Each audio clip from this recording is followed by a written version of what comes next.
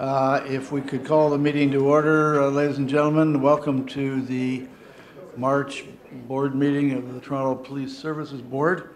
We have a big agenda today, but let me start by calling the meeting to order and just acknowledging the land that we're meeting on. We acknowledge the land that we're meeting on to be the traditional territory of many nations, including the Mississaugas of the Credit, the Anishinaabe, the Chippewa, and the Haudenosaunee, and the Wendat peoples, and is now home to many diverse First Nations, Inuit, and Métis peoples.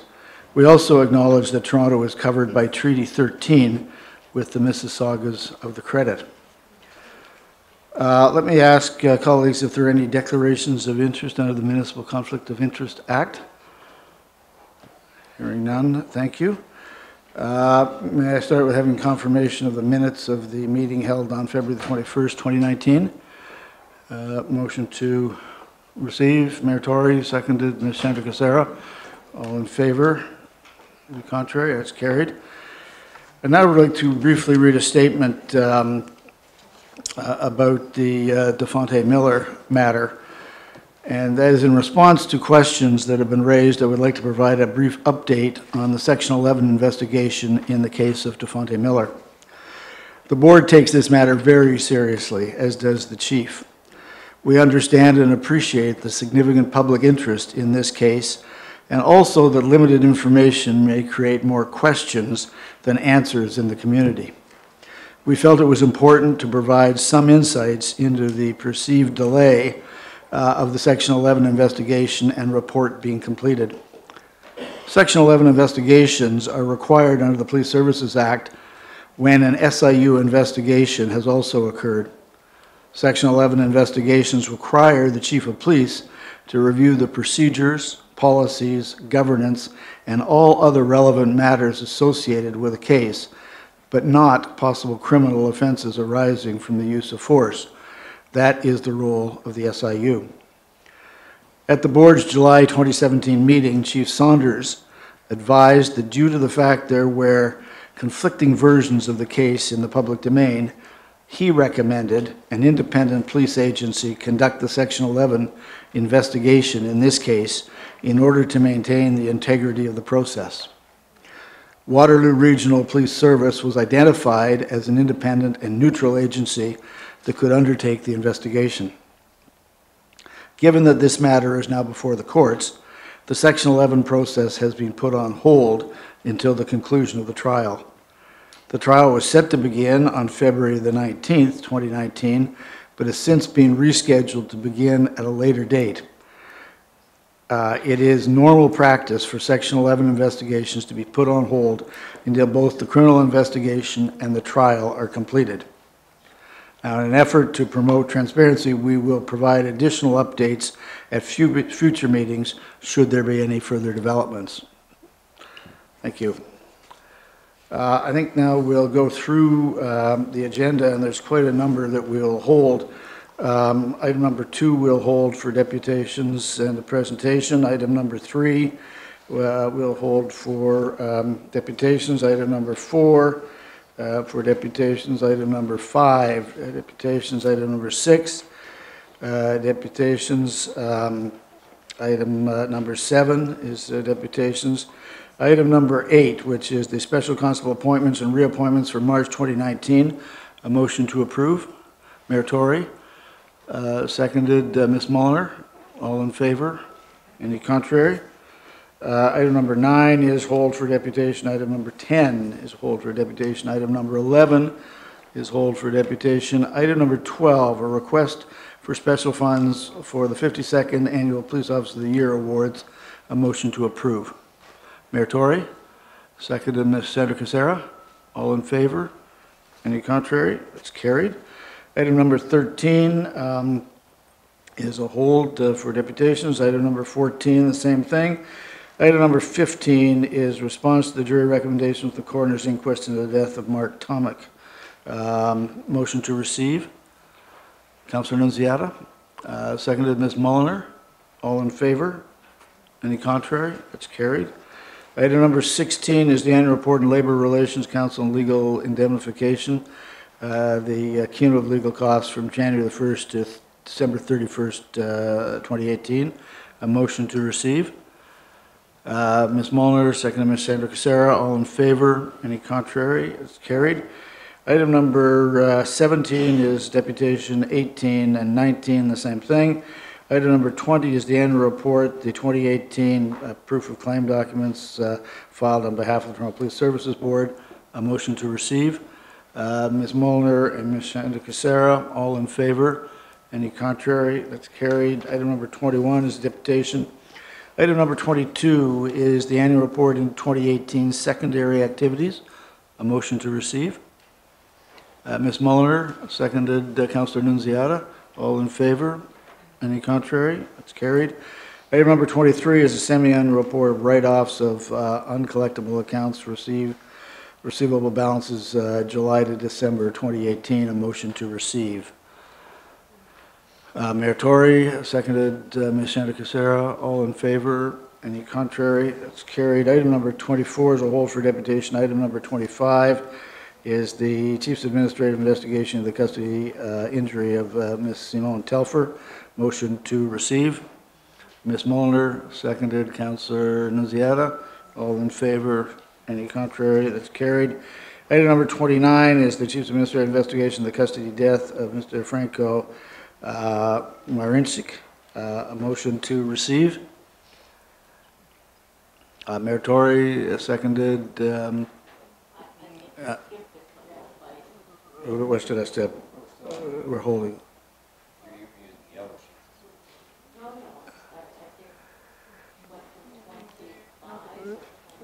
So 24 we're holding. 25. Okay.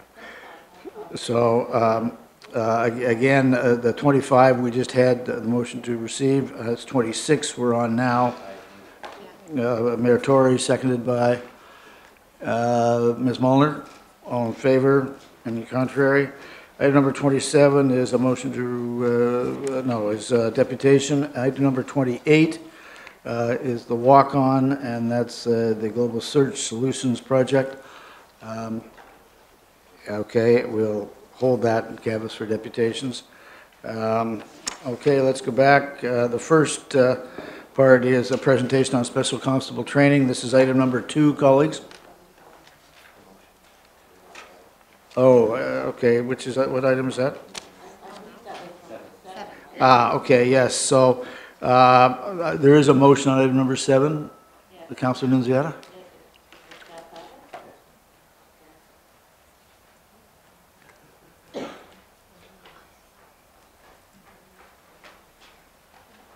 Okay, so my motion is that the board withdraw this item from the board's agenda.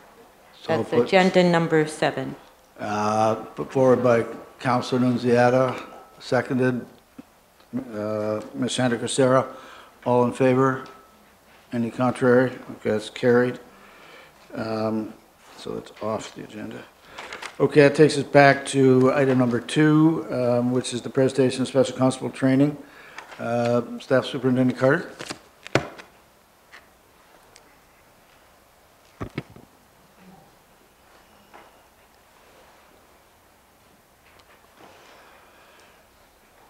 Hi, Randy. Thank you. Welcome.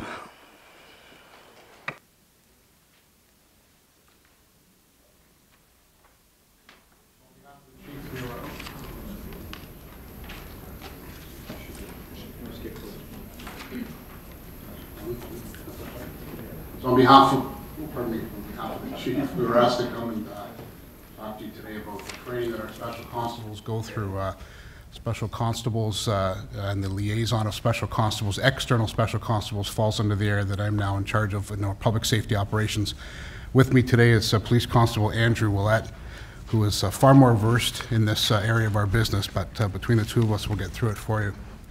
So just so we all share in the same understanding, special constables are appointed by you as a board under the legal authority of the Ministry of Community Safety and Correctional Services, and we have internal special constables, of course, and then external special constables. Regardless of that, here we go. There are 5 areas that the province tells us we will make sure that we train special constables, whether they're internal to our service, our court officers and our district special constables, or whether they're external and in our partnering agencies. And these 5 areas are also have a retention schedule or a schedule of when we will retrain. And you'll see by the slide, it's for use of force training, for our first aid and CPR, anything to do with any federal legislation that may be relative to the work that they're doing, provincial legislation, and of course policing powers. There we go. So internally, of course, we have court officers that are special constables.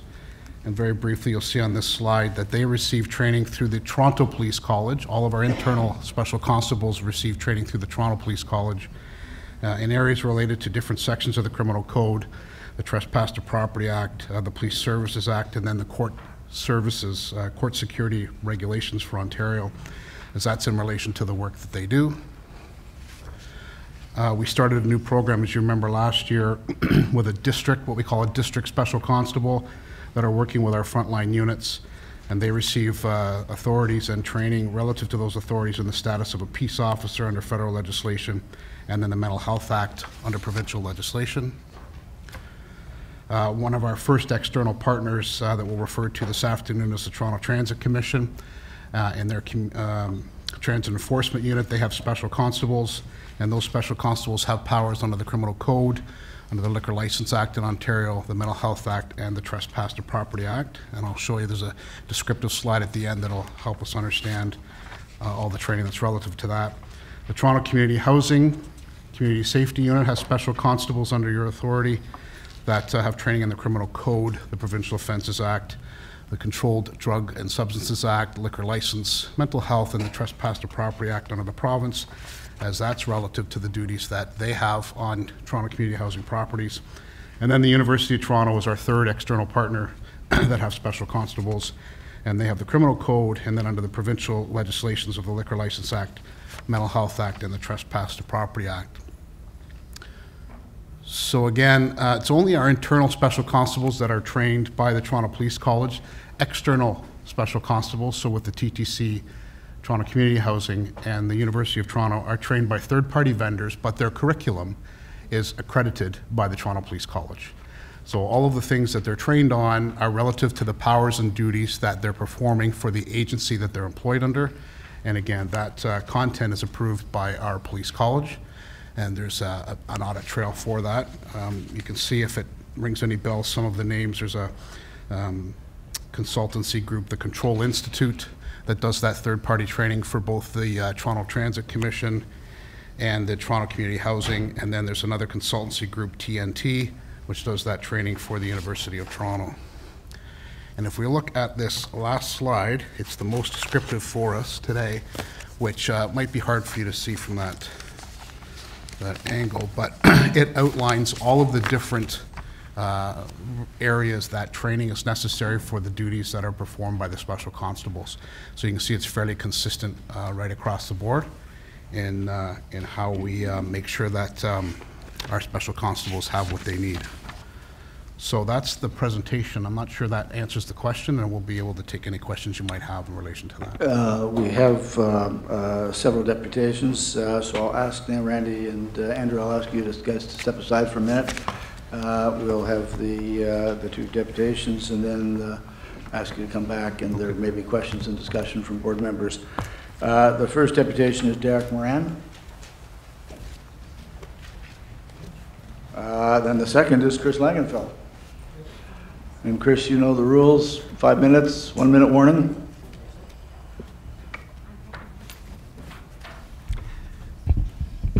Yes, thank you. And as I mentioned in my email, I'll be brief. I was wondering if we can actually get copies of those slides, because I didn't see that in the package here, and there is some information there about different acts and stuff. So at some point, I'd appreciate if maybe you can post on your website a copy of the presentation slides.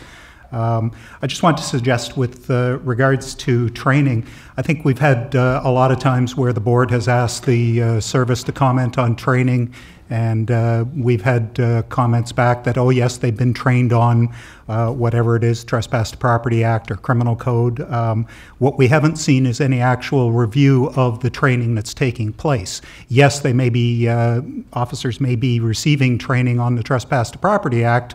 The problem is that I don't think the training they're receiving actually reflects what the law is. We've seen that, in fact, we've had officers acting because they say, well, a senior officer told me to do something, and therefore I'm going to conduct a search or push somebody around, or I've had officers come charging at me here in this building and start pushing me down the hall, and their justification was, well, I told you to do something and you didn't do it fast enough, so I'm allowed to attack you. And of course, that's not what our laws say. But that is what your officers are apparently being trained. So I'd like to suggest that the board consider having a outside professional, a judge or someone else, review the actual training course. Take a look at exactly what all your officers are being trained, have some people attend some of these courses, do an actual full review, so have an independent review of all TPC training to review, assess, evaluate, and report on, and as necessary, recommend corrections to interpretation of Canadian laws and police powers in Ontario taught to TPS trainees. So I hope the board members will consider doing that. Thank you. Thanks, Chris. Any questions for Mr. Langenfeld? Thank you. Oh, Marie? You asked us to do something and you read it off very quickly. I assume that you've left that with a copy with the board?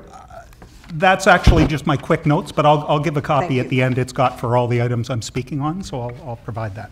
Thanks.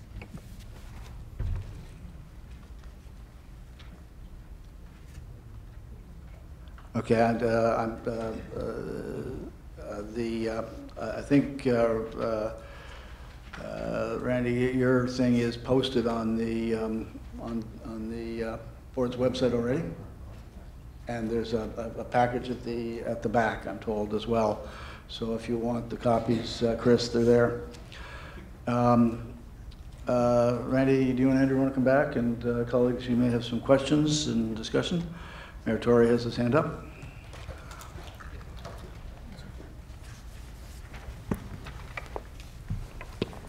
My question is this: Mr. Langenfeld, correctly says we talk a lot here about training, and rightly so. What do we do by way of a systematic review of our training, either each one taken by itself or the whole package, because there's so much training that goes on in so many different areas, to assess both the effectiveness of it, but also this question that he raised with respect to how that training, either complies with or is consistent with the legal requirements? What do we do to do that, and how often do we do it, and so on? I'm just thinking that. So certainly from my experience and the role that I had previous to this one with the college, the college is always striving in surveys and works with the partnership we have with Ryerson. Sorry, getting used to these microphones.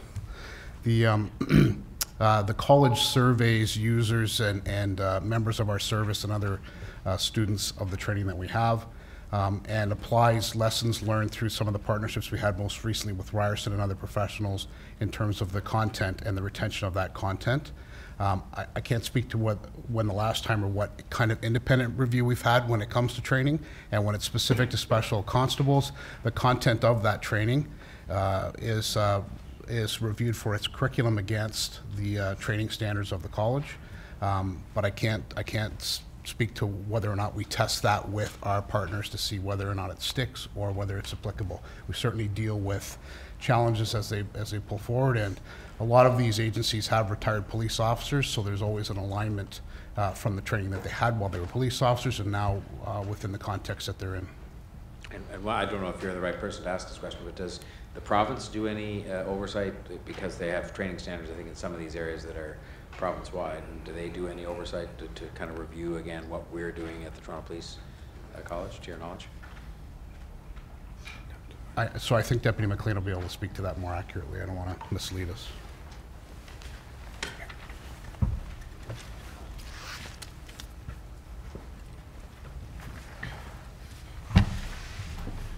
So some of the courses we teach at the Toronto Police College are actually provincial courses that are designed and developed by the Ontario Police College. And so we are mandated then to train to that curriculum that is designed by the Ontario Police College.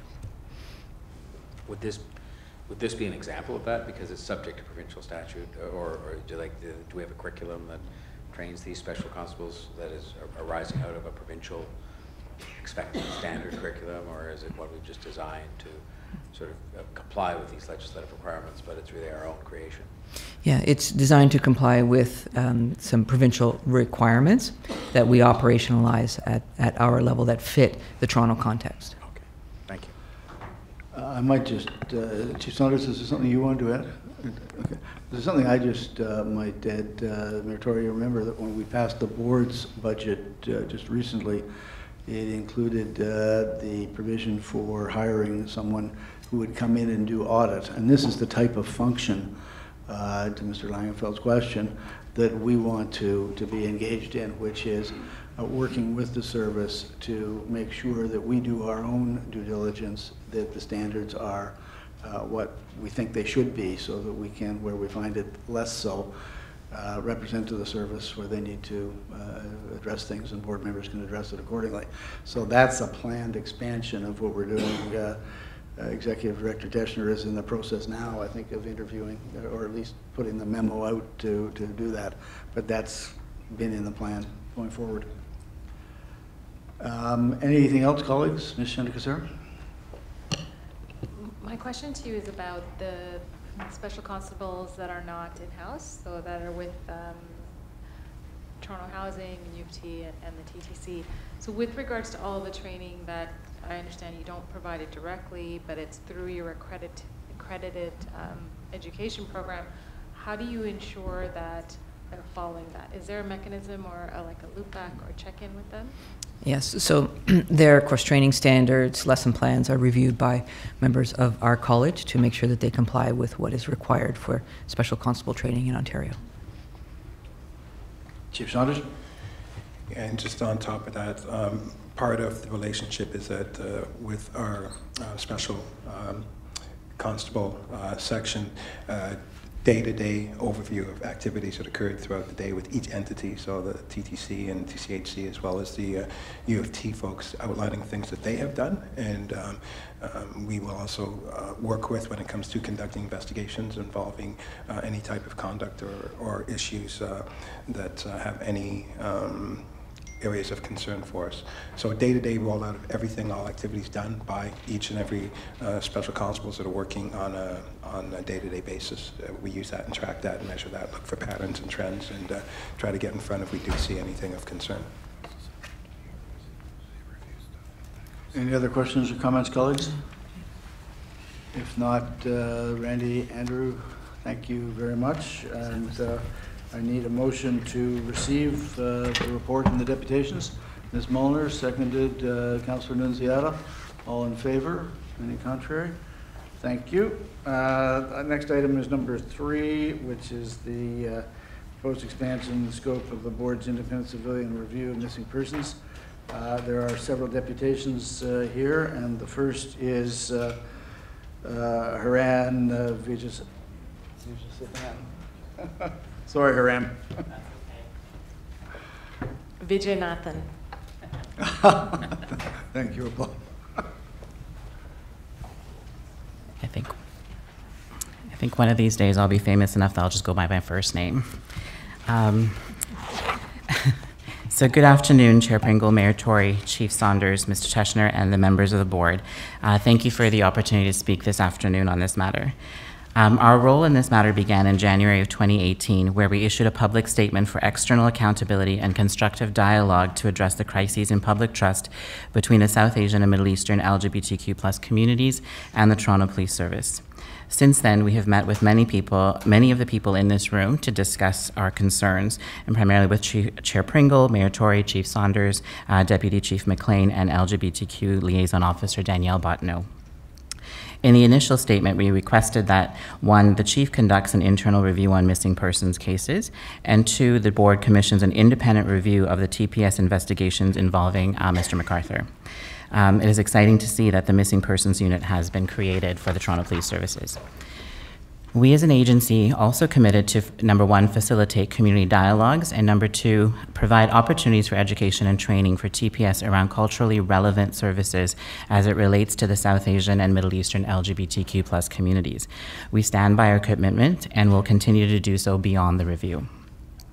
During the conversations of creating the working group, it became apparent that we cannot include Mr. McArthur's investigations as the matter was before the courts.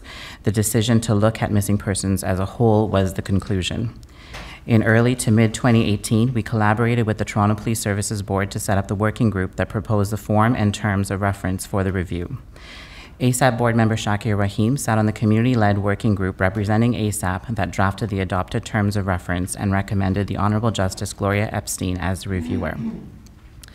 The process for the independent civilian review into missing person investigations has set an important precedent for how communities and institutions can work together in a process to ensure external accountability.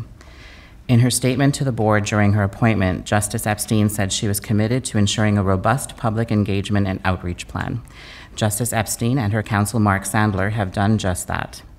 We're also pleased with the expedited nature in which Justice Epstein filed a letter with the board requesting to expand the scope of the review to include the McArthur investigation.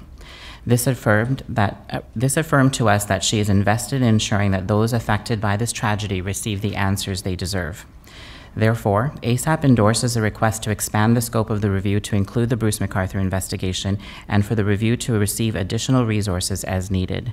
Serious and legitimate questions must be answered about the actions taken by the Toronto Police Service. It is all of our collective responsibility to work together to create recommendations to ensure this never happens again. Should further questions need to be answered after the review completion, we support renewed consideration of a provincial public inquiry. Finally, while this motion changes the latest report back date of the review to January 2021, it is critical that all efforts are taken to complete the review expeditiously. I shared the document that I've submitted with multiple community organizations and individuals for endorsement as of this morning. As of this morning, we have 23 organizations and 9 individuals representing a diverse range of services and communities who have endorsed the deputation. I've provided Diana with the most recent copy of the endorsers, and thank you, Diana, for your patience with me. Thank you once again for the opportunity to speak today. Thank you, Haran. Thank you. We have the list as well as 23. Colleagues, questions? Mayor Tory, you had one? It's more of a statement just to say thank you, because I think throughout the piece, certainly from my own knowledge, starting with that meeting way back in my office, among others you've had, that you've been very clear and principled about what you sought, but at the same time incredibly constructive, and including the fact that you've done the work to reach out to other organizations, which helps us to know that, you know, that much as you're a very credible person for us to deal with, that you also can speak on behalf of others, and I think it's helped us immensely. And on the substance of your deputation today in terms of timing and so on, message received, certainly speaking for myself, so thank you. Thank you. Any other questions for Haran? Haran, thank you. The next deposition is from Brenda Ross.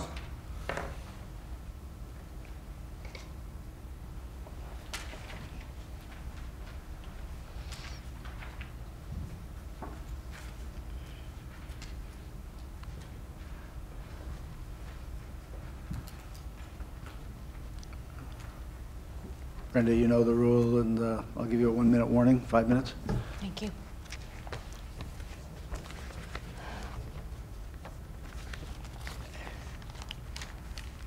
A number of people in our city have been tragically murdered.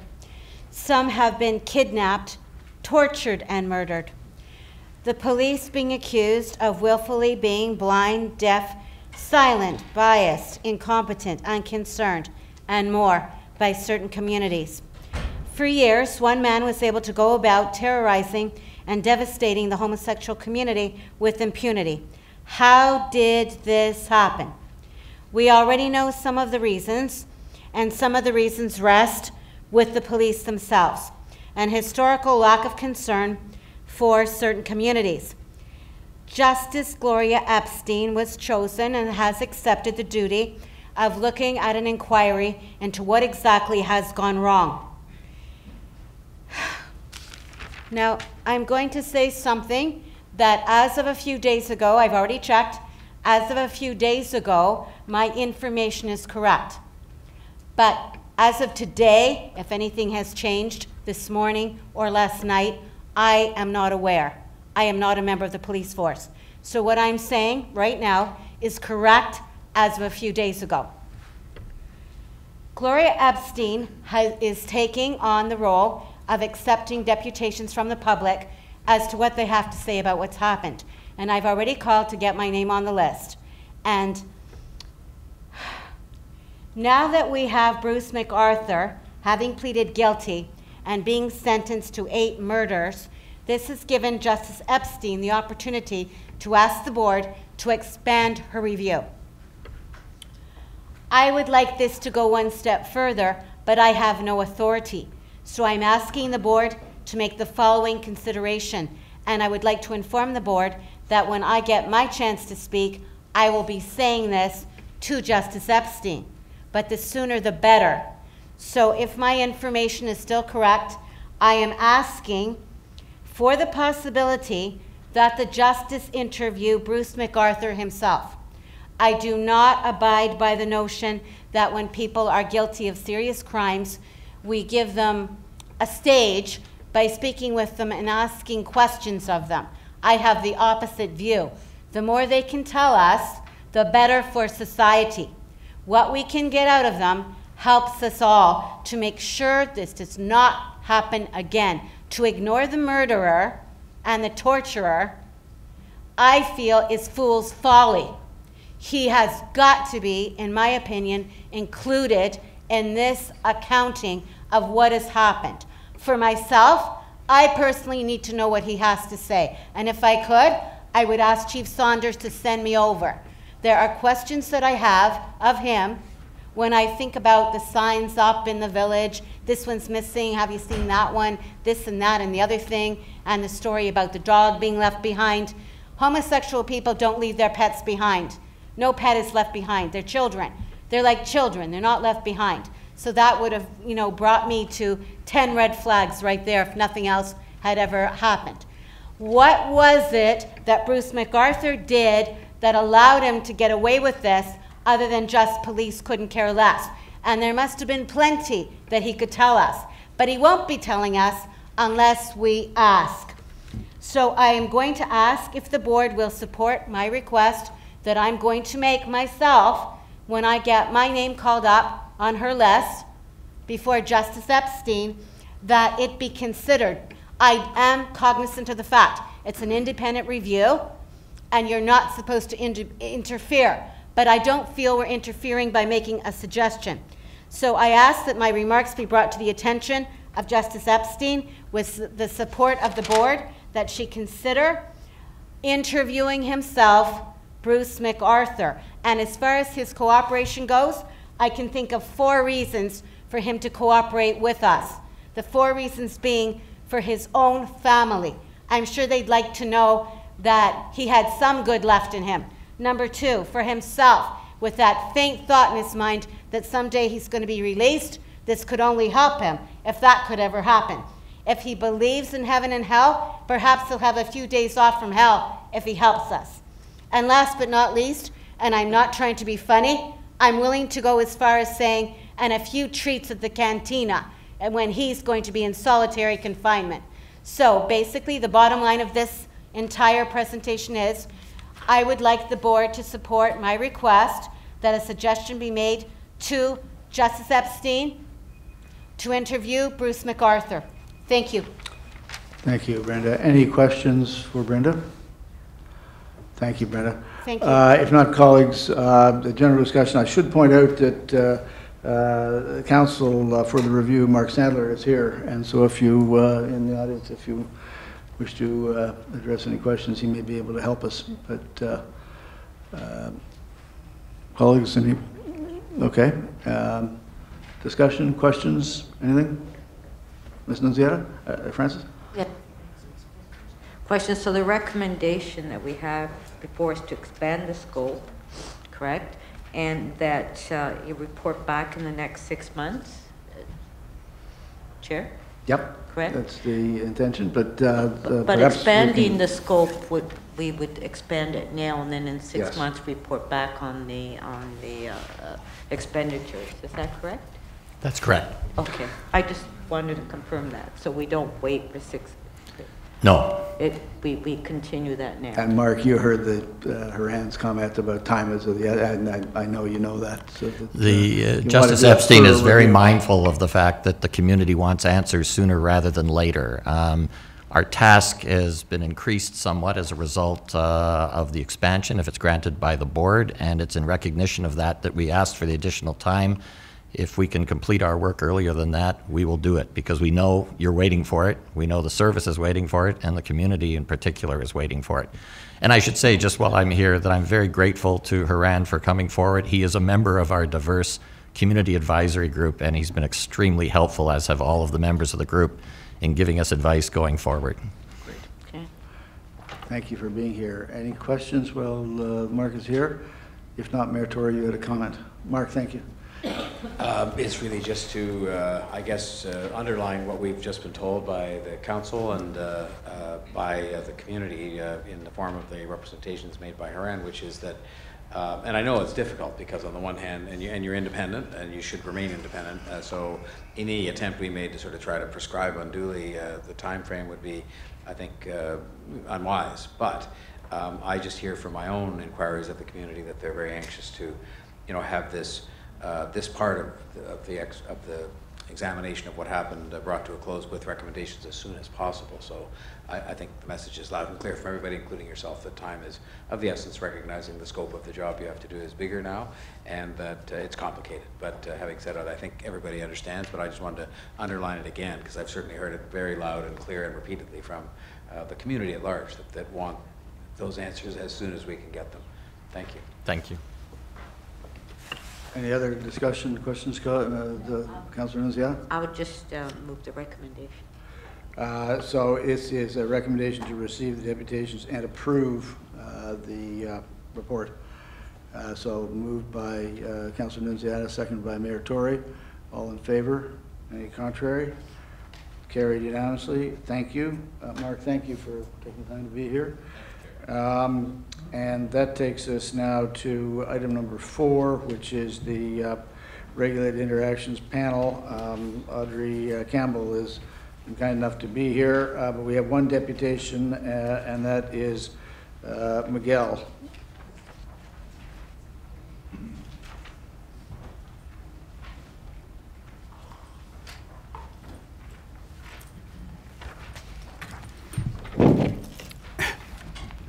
Good afternoon. 5 minutes, Miguel, a 1 minute warning.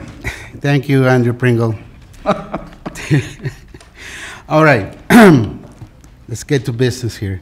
I support the proactive step from this board to listen up to Judge Tulloch report of the independent street checks review to maintain this historical contact data for legal and investigative purposes, right? Is it for legal and investigative purposes? That's the reason to keep maintaining this data. I'm going to be super brief. What about those agencies that you accredited or give them authority to enforce the law, such as special constables for TTC, TCAC, college? I hear from the Toronto Star that they were collecting data, especially at TTC constables. And because of that investigation, it resulted that they stopped using some kind of forms that they were collecting. Is this information shared back to police headquarters, or they maintain a historical data for their own purposes? So that will be my only question. Perhaps you can discuss among yourselves. Thank you. Thank you, Miguel. Colleagues, any questions for Miguel? Nope. Okay. Chief Saunders, I guess to you, that was a confusion. I guess, do you want to briefly address that? I can comment on as soon as the information was discovered. Working with the CEO of TTC, he immediately ceased and desisted on the practice of utilizing information on those documents. I was advised that the sole purpose for the collection of information was not done randomly. It was done for the purpose of those that jump over the barriers to gain access, and to utilize that for first-time caution rather than proceeding with the tickets. And so that's what I was told. That information is certainly not shared with the Toronto Police Service. It is solely administrative purposes for a different entity, which is the TTC. They're looking at new measures to figure out how to continue to track so that when people do jump over for the first time, it's not an instant ticket. I know the city is working in conjunction with them as well to develop whatever programs or whatever actions are necessary for that type of behavior that's unlawful on TTC property. Colleagues, any questions or discussion on the report? Mayor Tory? I just want to make a comment, Mr. Chair.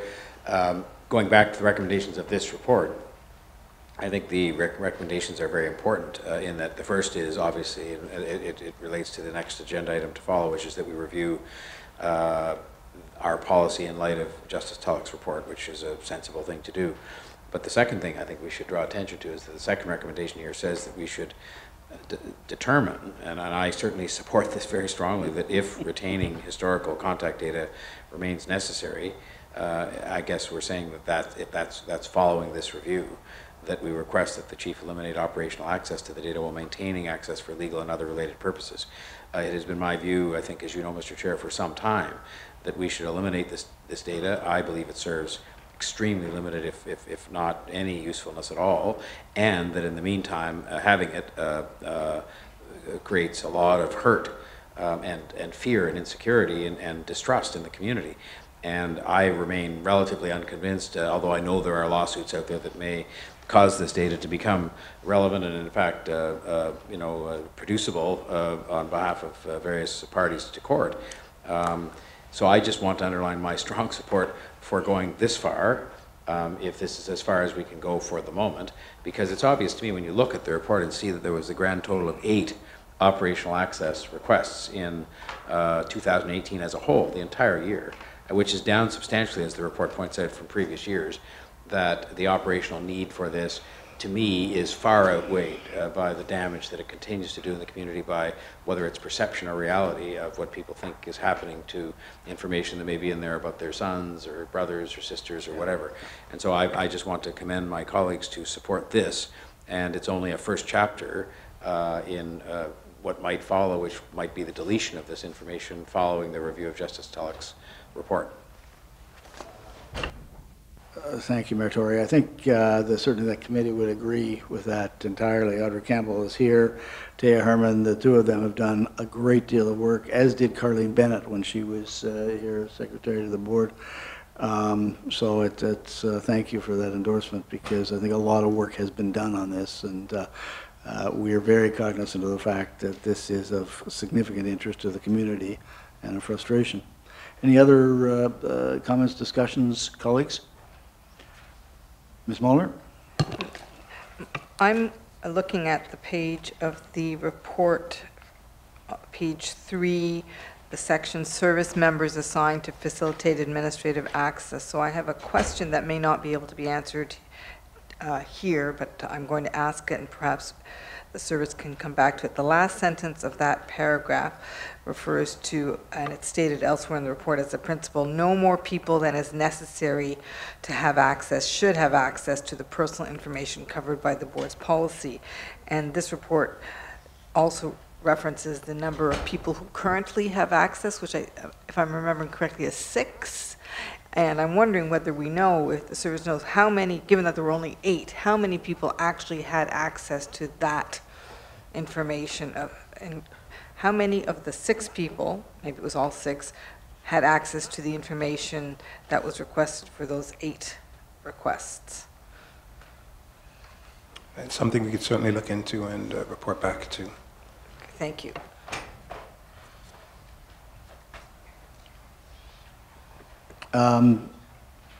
Any further comments or discussion? Not, Mr. Teschner, you have a comment?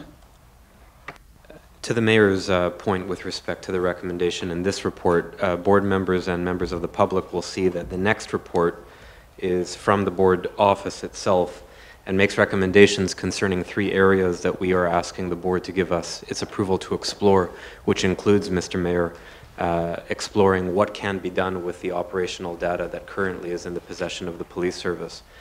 My suggestion to the board is that the recommendation in the report you just reviewed, Mr. Mayor, be deferred until such time as that review can occur, because it will necessarily include a robust dialogue with the service around how operational access is currently used, what it's used for, and what, if any, steps can be taken to limit, if not eliminate it.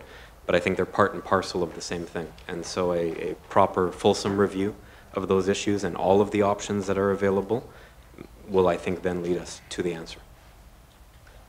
So, Mr. Chair, I was quite mindful of that in saying that we'd have to have the review first. And in fact, even the recommendation in this report number, or whatever it is, provides for that. So what's the proper way in which for us procedurally to effectively, you know, I mean, well, we want to endorse the first part, which is that we're going to review the policy, and I guess that's repeated in the next recommendation. And then the only thing we don't want to do is adopt number 2 until such time. I mean, until, when I say until, we would await adopting that or something else until after that review is finished. Or simply modify recommendation 2 to say, following the review of the board's policy, determine whether a request of the chief of this nature can be made. Well, if somebody wants to, I would be quite happy to. That's a better way. You move that, Mayor Tory? Yes, I would. I have, by the way, Mr. Chair, Shun Ho, because I've said it to you, and not in Ryan's presence because he wasn't here long enough, suggested the easiest way to do this would just be to burn this stuff. I know we've all suggested that, Mayor Tory. I assume that's not available to us, is it? No, not anymore. Any other further discussion? If not, a seconder? Ms. Santacosera, all in favor? Any contrary? That's carried unanimously. Thank you, Mayor Tory. That takes us to item number 5, which is the one that Mr. Teschner is just talking about, the Justice Tulloch report. And there are 2 deputations. One is a written deputation from John Sewell, and the other is Miguel Villaverde again. You set a new standard in time, Miguel. That's good, because we just go straight to the point. Right. Well, I agree with recommendations made on behalf of the Toronto Police Accountability Coalition with regards to Chapter 12, because this has some connection with what are we doing here as a board to enhance the community policing program. If we start hiring community members or people that live in the city, it will be positive, in my opinion. Members from the indigenous communities, we need to, so increasing our diversity pool is amazing, because that's where we are, at a city where diversity is our strength. So based on my understanding, the board has 3 options. You can either do nothing, be proactive, which is what you are doing here, in taking into consideration some of the recommendations by Josh Tulloch to benefit your interaction with the community, especially in the level of training and policy education, public education. Or we can defer everything until we know what Mr. Dogford is cooking up at Queen's Park when he delivers whatever recommendations he's going to make in regards to the Police Act. In regards to education, the recommendations made here ask to identify a community agency that can interact or work with Toronto Police on page 6, bullet point 3.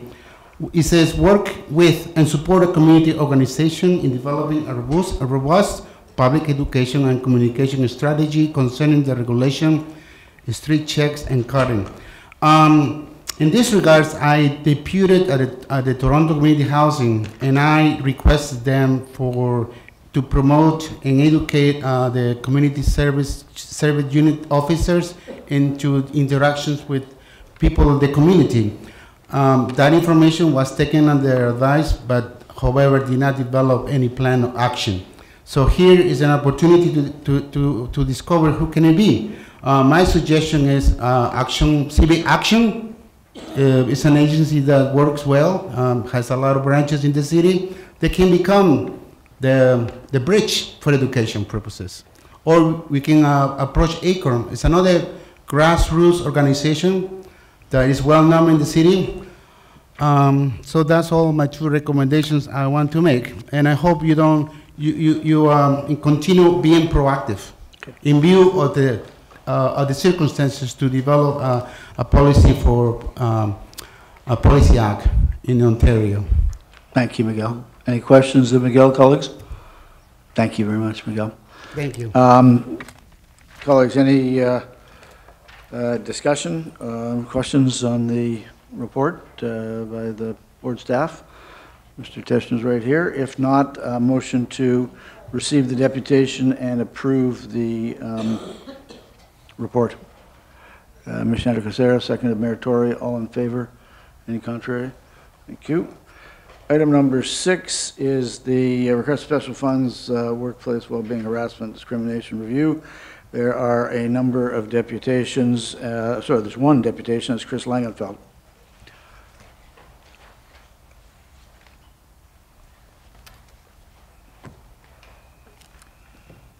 Hello again. So I just wanted to, I had sort of two issues with this. One, just the idea of actually doing this evaluation, and I read here the Civilian Review and Complaint Commission for the RCMP's report on workplace harassment in the RCMP, April 2017. And in reading that, one of the things it discusses is the fact that these kind of evaluations are best done by third parties that aren't in fact connected with the organization and done by civilian groups. So I'd like to suggest that that's probably something that would be appropriate to consider here. Secondly is the question of whether the fact that this is a request for special funds. And first of all, this is standard business practice now. I think there are very few businesses out there in the world that aren't currently undergoing these kind of reviews. It's just a part of doing business. There's nothing special about this. There's no reason it shouldn't be falling under the service's regular operational budget. And secondly, it actually fails to meet any of the requirements of the special fund policy. That policy, which was last amended March 2013, has 6 sections categories that can be considered: community outreach, awards and recognition programs, Toronto Police Amateur Athletic Association, fitness facilities, consultative committees, and Victim Services Toronto.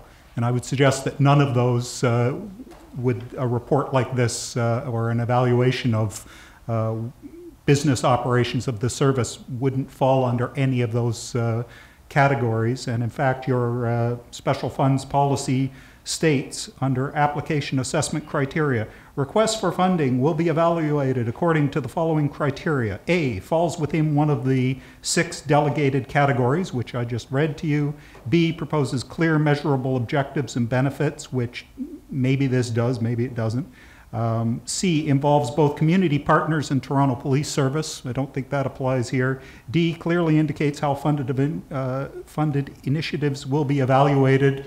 I don't think that's actually in here, simply that an evaluation should be done for workplace well-being and harassment and discrimination. E, where appropriate, applicants must indicate how they propose to sustain the initiative after board funding has been utilized. I guess that doesn't really apply. And provides evidence of management and fiscal responsibility with respect to funds granted by the board. And again, the whole purpose of the board's special fund this doesn't qualify to use those funds to cover operational expenses of the service. So while I think that it certainly makes sense that a review of this nature should be done, and that is common practice in business today, I would suggest that A, the board should be considering whether they should be initiating something like that as a separate third-party review that includes civilians and obviously would involve service staff and dealing with them. And then B, if there is going to be a review like this done strictly by the service, that should fall under the services budget, but then the board should clearly be involved in the actual determining of the objectives here and being well involved in the actual review process. Thank you. Thanks, Chris. Any questions for Mr. Langenfeld? Thank you. Colleagues, any discussion on this item? Any thoughts? Mayor Tory? Just a question that I might ask, maybe it goes to you, Mr. Chair, but I don't know. Just on Mr. Langenfeld's point, I was a bit curious myself because I think he's right that this kind of examination of your workplace well-being and so on is customary to be done in all organizations, whether they be for-profit, not-for-profit, governmental, et cetera. And why would it fall outside the operating budget of the police service and go to the fund where it does raise questions as to whether it's appropriate? I'm not unduly concerned about the fund and its criteria, but I just think it's something that quite properly would be done by the regular operating budget of the police service if it's something that's desirable to do. Is there an answer to that question? I think because it came up later and after the budgets were done and wasn't contemplated in that, albeit $1 billion budget. And in the past, things like this have been done, and well, it's, I mean, we did the G20 consultative committee under the special fund. We've done a variety of things, and I agree with Mr. Langenfeld, it's pushing it a little bit, but under that number 5 of consultative, you can get that here. But again, that's why I ask if there's further discussion. I mean, the solution that has been come up with is one of, okay, the board, the service did not allocate money for this. It's something we want to do. And here is a solution for it that we've used before. So again, it's for the discussion in this group. I think it's an important function, and I think on going forward, it should be the services. But to start it off, I'm not opposed to including it here. But I throw it open to you, colleagues. Could I just ask one second question that goes with that, which is to one of Mr. Langenfeld's other points. It said that the Toronto Police, where did it say here now?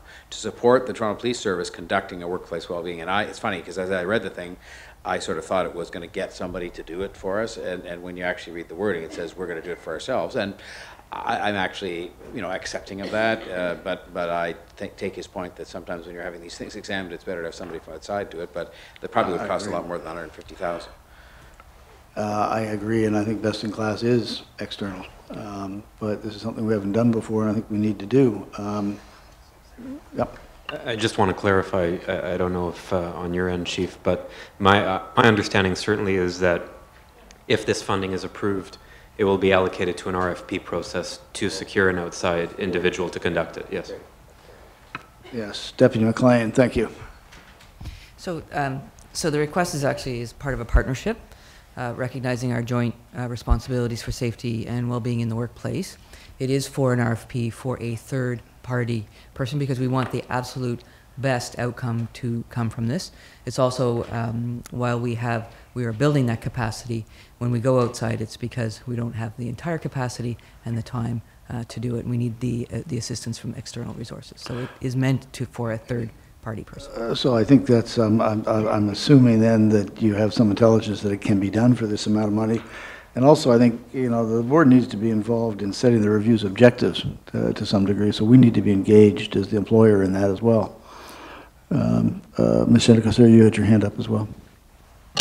Thank you for clarifying that. I think we all agree, and certainly it was raised by the deputant too, industry best practice is to have an outside party, and especially since you're going to be holding focus groups and doing interviews and surveys, I think it's so that the members can feel free to speak to someone Absolutely. Who doesn't actually work in the building, right? So I think that's a really great way to go, and I agree with Andy in terms of having some board involvement in what it could look like, and certainly happy to support you on that process. Thank you. The report outlines the vision as we know it right now, but we will certainly be taking guidance and input from whoever is the successful proponent of the RFP. Ms. Molnar? Thank you. And this is to acknowledge the deputy, Mr. Langenfeld's points. I am in full agreement with his observations, and I do think that this ought to be funded from within through whatever funds are liberated over the course of the years. So my preference would be that the service look deeper, and then that if we are to play a role, which I think we can, whether it's by having an oversight or an audit or an additional function, that we put our money in that role where the accountability is clear. But I'm not convinced that this is the right expenditure of board funds for a police service function. Thank you. Councillor Nunziata? Just a question. Mr. Chairman, you mentioned, and when the mayor asked the question, as far as the $150,000, that the reason that you're asking that it be from the board special fund is that budget was approved.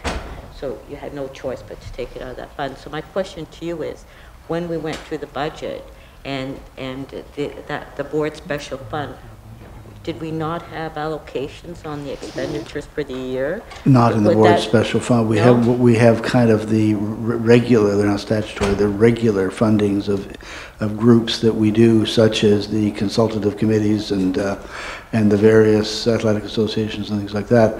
But there is always an amount of money. In fact, I think the fund is about $800,000 at the moment, although there's... So it doesn't take away from any other expenditures? No, but the fund is getting down there, so that with the commitments going forward, it would include this. We would get down to about 400 or something, is that right? It's potentially lower than that, based on current commitments. So to the chair's point, we know every year that there are certain things that are already as a result of board policy spoken for, if you will, and then there are other groups from the community who engage the board with a request for funding. We evaluate all of those.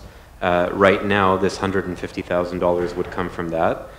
Technically, to your question, Councillor, that means that there will be $150,000 less right now to fund initiatives that that people make requests for. Mm-hmm. But we haven't made those commitments. They've just been requests at this point, right? There are a number of ongoing commitments, which we see every single year, that particularly through the summer, where we fund community events and traditionally show our support that way, as well as the consultative groups and the liaison groups. And then there are always other things, and I'm not sure what else is pending that would be unusual. I can't think of anything off the top of my head. But so what are we now? Are we 300 or 250, or what would it be if we take everything into account? If we take everything to account, including this request, it would probably be somewhere in the neighborhood of about 150. Okay. And that's, Francis, that's kind of as low as it gets, too, incidentally, and it gets replenished, throughout the year, as you know. Just went through it, but I'm just wondering during the Morton report, it went down to almost zero, and okay. He was on the other side of that. He was on the receiving end then. I have to ask these budget questions. Yep. Yeah. Please do. Continue. In any event, what is your will, colleagues? I mean, we had a number of points of view expressed here. We've got a proposal on the table. So I would ask us to remind ourselves of what our roles are. And I think our role is an oversight role, and the board fund is for very specific, and this is acknowledged to be an exception, very specific functions that tend to be community focused. So my recommendation would be that, keeping that in mind, this request ought not to be, an exception ought not to be made, and I would prefer to hear that the service has gone back and looked deeper for money that they may anticipate will now be free, that we're entering into the month of April. Thank you. Recognizing that the fund has in the past done these things, but I agree with it generally speaking. Would you be comfortable asking the service to go back and look if they can find the money to do it internally? I do think it's an important initiative to be done, and done at this time.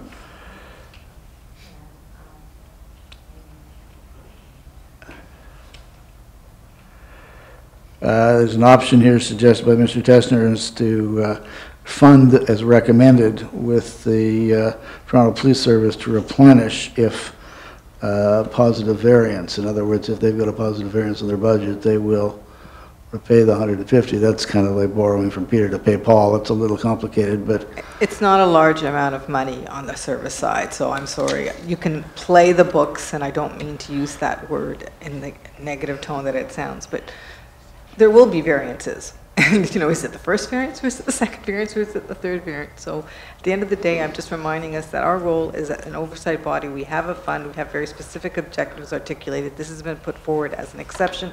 I don't think it fits the bill. okay. Anybody else? Oopla? Sorry. This is one where So we're all going to talk about it. This is an important function.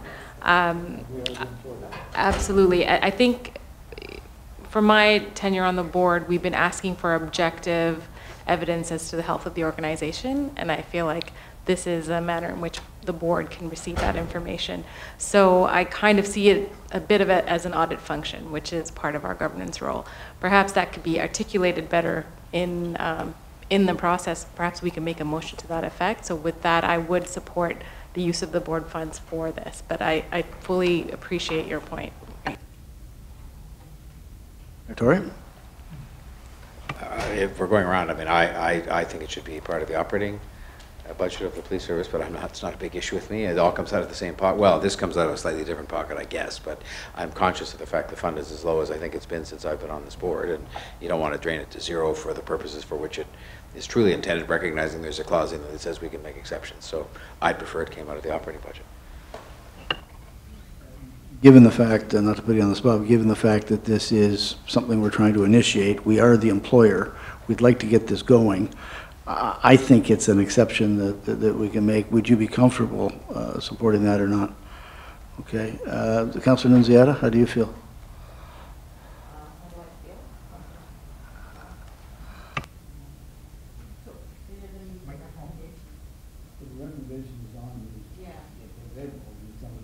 But, you know, we do have a mixed opinion here.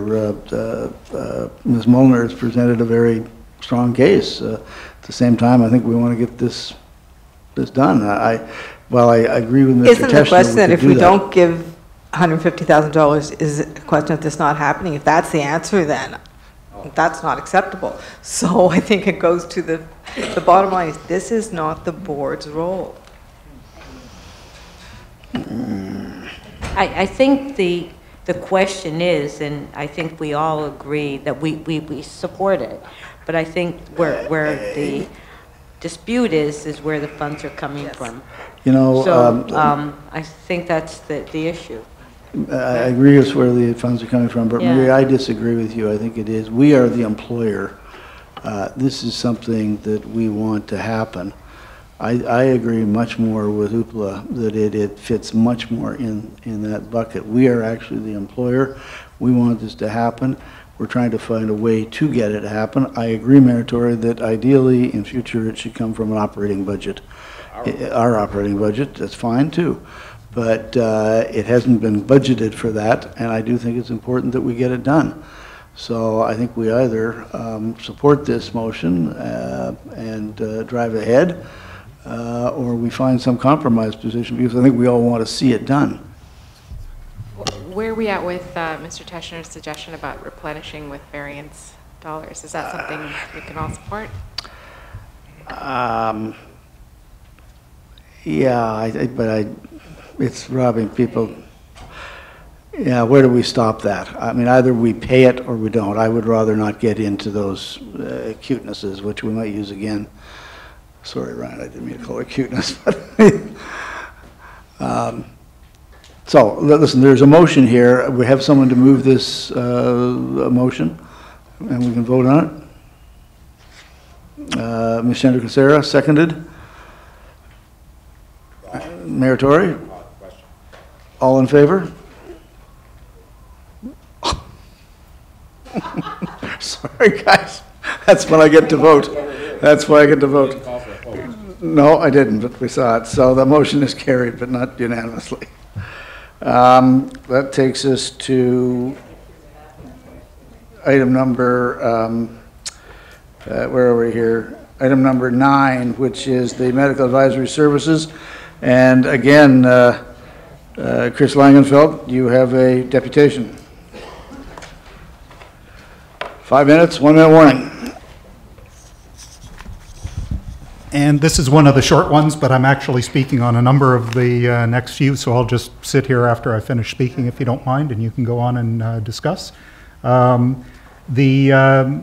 just note here that this is a second time around for this, and the reason is because only after the board approved the previous vendor, only then did they find out that the vendor failed the due diligence test. And I'd like to suggest that the board should be telling the service that obviously items shouldn't be coming to the board for approval prior to due diligence being done. So that's standard business practices, and I hope you'll take that into account. That's it. Thank you. Short and concise, thank you. Any questions of Mr. Langenfeld? Okay, thank you. Any comments, discussion, colleagues, on this item? If not, a motion to receive the deputation and approve the report. Councillor Nunziata seconded, Ms. Santacruzera, all in favor? Any contrary? That's carried. Item number 10, and you're right, Chris, you are again. Oh, a written submission this time. Is that correct? The only, yes. Well, one of the points here, this is an issue here where there was, it was bid on Merck's, and 6 people downloaded it. Only 1 bid was received. 2 of the people, the service went back and asked why there was only 1 bid received.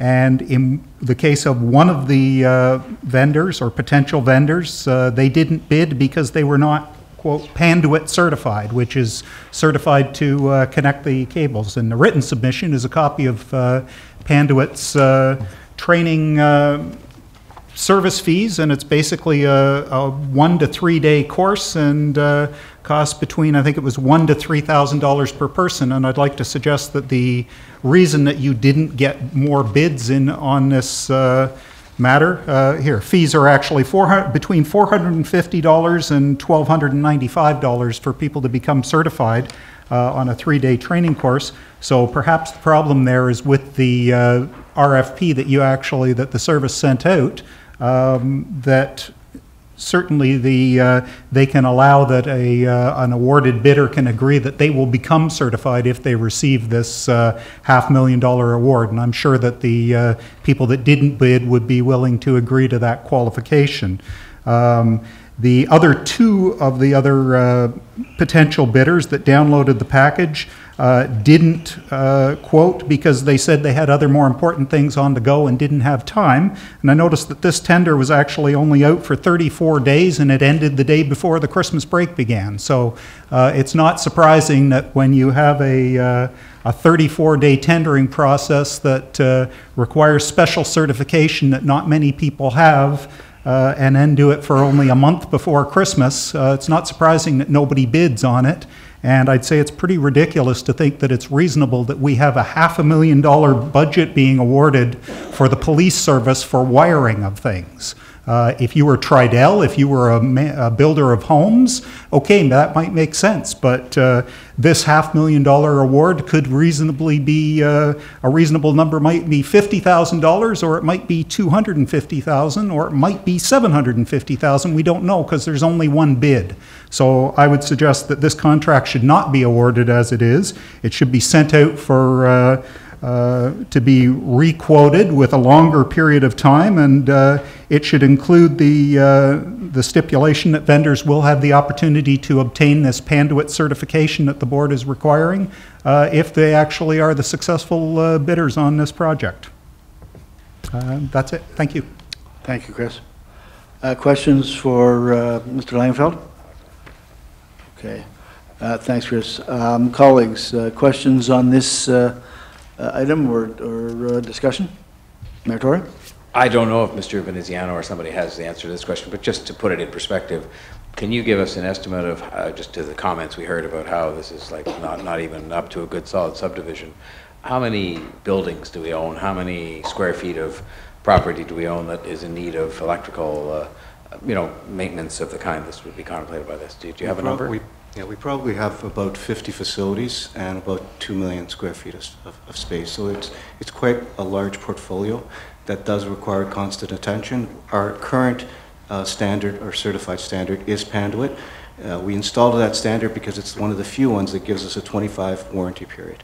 And so electrical contractors, as Mr. Langenfeld has pointed out, it's not a rigorous process, and certainly they have the ability to do that. And as long as they have 2 people on their staff that have that Panduit certification, they can bid on this project. And 2 million square feet, just to put it in perspective again for people who might be watching this, would be the size of a couple of good-sized kind of office, so not huge office towers, but a good-sized office building, right? Thank you.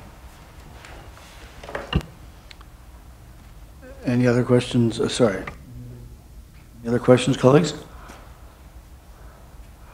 Okay, Chris, thank you. If not, a motion to receive the deputation and approve the report.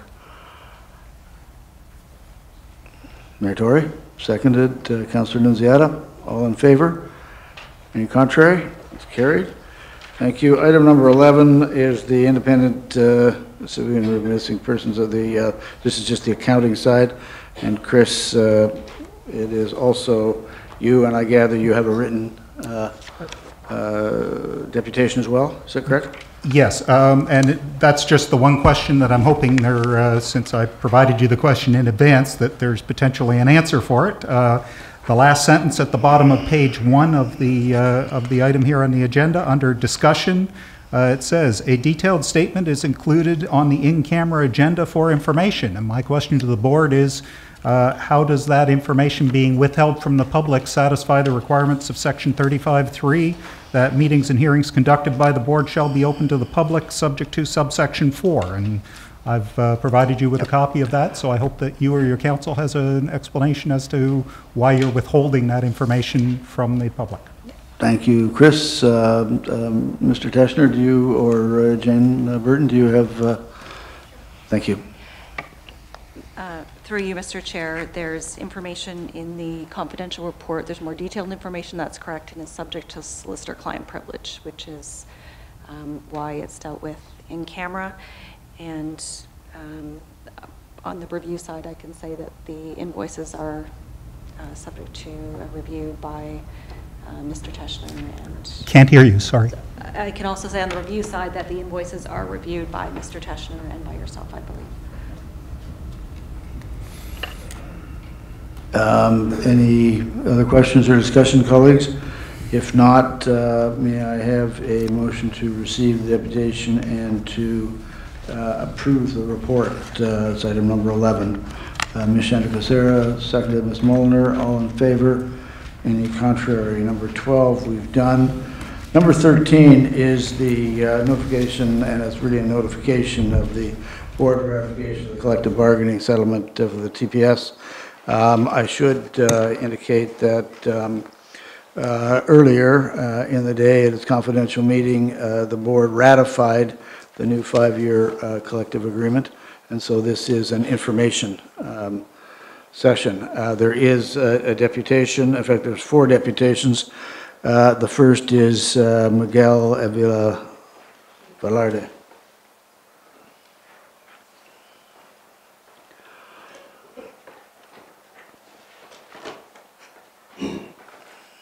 So this report comes with financial implications. We're looking at adding up $25 million,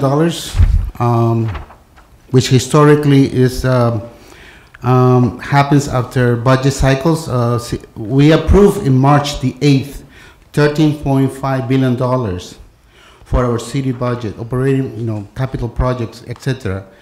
Now I'm looking at the CFO. You're going to come back to the city executive committee and arguing that we need to have taxpayers to pay that amount. Am I correct? Before you say yes or no, I'm looking at Mayor Tory. Do you think that this is a priority for us? I want to direct my comments to the visit that occurred 2 weeks ago. Andy, thank you so much for coming to a tour of 220 Oak Street. 330 Gerard, and I want to thank Michael Ford for coming to 230 Sackville Street. In all these properties, 2 of them do not have funding for CCTV cameras. So I wonder if Mayor Tory can put a motion that the board can seek those funds from between the service, or make it fair for TCHC tenants to be equipped with CCTV cameras, because this is the information that resulted in this visit. And I appreciate that you really come and see the problem firsthand. Coming to the board, to the city executive in maybe next month, and said, well, we have this collective agreement which we signed with the union. Don't you think that it will be detrimental to what we done 2 weeks ago, which is to tour TCHC units where there are no CCTV cameras on the upper floors? Can we do the same motion that Councilor Anna Bailao, Joe Crazy, and Michael Crawford are asking for the 3% increase to the MLTT to cover perhaps the expenses of the budget of this the Toronto Police Services? Or another way is to ask for an increase for home tax, property taxes, because I don't think we should be able, we should not be in the business of giving away easily and says, oh, okay, it's our police services, they need the money. We need to be realistic. We have other departments in the city that are not well funded. And the particular issue is with the missing CCTV cameras. Another issue is that Justin Trudeau, in his last federal budget, did not address the $45 million hole to cover for the homeless and shelter services for the city.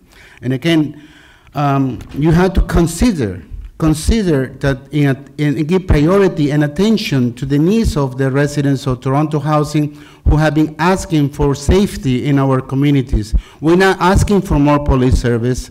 We're asking for safety in our own buildings where we can feel safe. That at least there's a camera operating and working in our buildings. I had Susan Gapka in attention here. I think she left. But she can tell you, because she owns a macro vision of the TCHC and understands what's going on with, anyhow. That's all I want to think about it before saying yes again.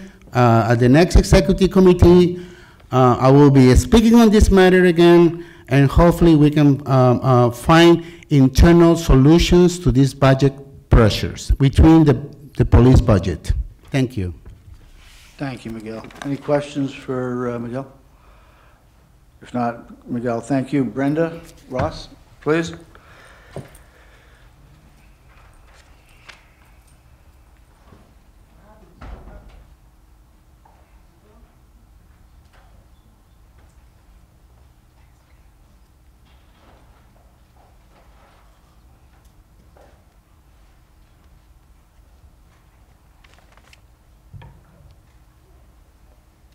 Before I start speaking, I want to say that I'm extremely dismayed to hear from you that you've already made a decision. So all of these deputations are a waste of our time, our effort, and the reason that we came here was to say what we think is important to the board. But the board's already made a decision, so we could say anything. The decision's made. What is the point of anybody here speaking? I think it is wrong that the board makes decisions before the public has the right to speak. So even though I realize I'm wasting my time, this is what I was going to say.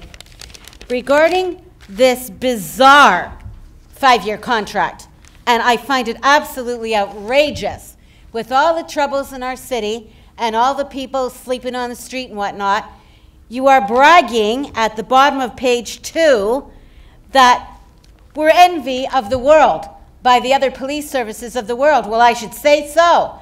If I was a policeman, I guess that's true. You've given them everything but the kitchen sink. So I would like to say St. Patrick's Day has come early for the police, and they didn't even need a rainbow.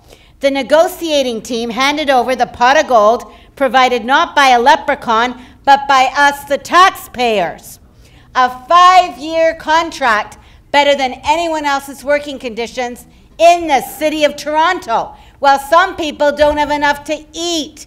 What did we get from the police this last year that would lend us to believe they were deserving of an 11% raise plus enhanced benefits when they've already got the best benefits in town? Namely, that brochure that we all have, telling them that whatever they need is one phone call away. What better benefits could you need than that? You didn't want to provide an outreach worker for them, but you've given them everything they could ever have dreamed of. So these psychological benefits I put to you, they already had psychological benefits, and they apparently need more psychological benefits. If you need more psychological benefits than, quote, psychological benefits, you shouldn't be on the police force. I can't imagine how the psychological benefits now being applied to them are different than the ones that the doctors told us about when they came to visit us, which to me were already the envy of the city. So I can't imagine if you are that ill, you should be on sick leave. The police have been given everything anyone could even imagine, into the part where they get to pettiness. Pettiness, off page 2. Even, quote, the elimination of cleaning vouchers to be replaced with a cleaning allowance. Is this a joke of some sort? I mean, we're negotiating the cleaning? It's as if you've taken the police and encapsulated them in some sort of a cult where you run their lives from the minute they wake up till when they go to sleep at night. Literally, there's nothing for them to think about. They've covered it all, even when they go to clean their clothes. This is ridiculous. And who is paying? The taxpayers. I've already got my letter that my taxes have gone up. My house is falling down for my neighbor's vicious attacks on the house, but I'm paying for the police cleaning. They didn't want their vouchers, so now they're having an allowance. This is an outrageous settlement, a 5-year contract. It's outrageous. I've never heard of anybody having a 5-year contract who hasn't done anything to show us they are deserving of it for this last year, which was a complete disaster for our city. What person would turn down a job with the police with this remuneration and benefits? Now, I have a question. This gives new meaning to the word entitled. It sets a bad precedent because 5 years from now, please tell me what they have left to ask for. Question. The figures quoted at the beginning of the agenda, do those include the benefits package, or are those the figures just for pay, wages? Because the benefits package, as far as I can make out, and I have looked into it, if a private person was to try to get this insurance to cover these benefits, some of them don't even exist. You can't, as a private individual, even buy them. What are these figures representative of? They're a fortune, and are they including everything? Wages plus benefits. That is what I'd like to know. And by the way, I totally oppose this contract. Thank you, Brenda. Thank you. Colleagues, any questions for Brenda? If not, the next deputation is John Sewell. John, you've been kind enough to make a written one, but nice to see you here.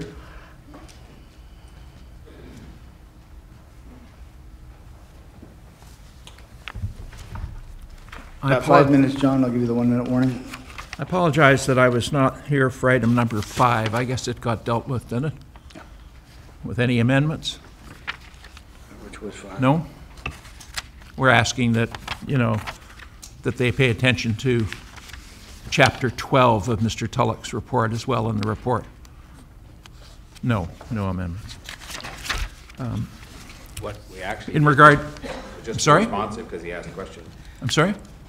We are just going to undertake a review now of the Tulloch report and come back here with recommendations as to what could be done. So in that sense, nothing that you would have said had you been here doesn't still have a chance to be taken into account.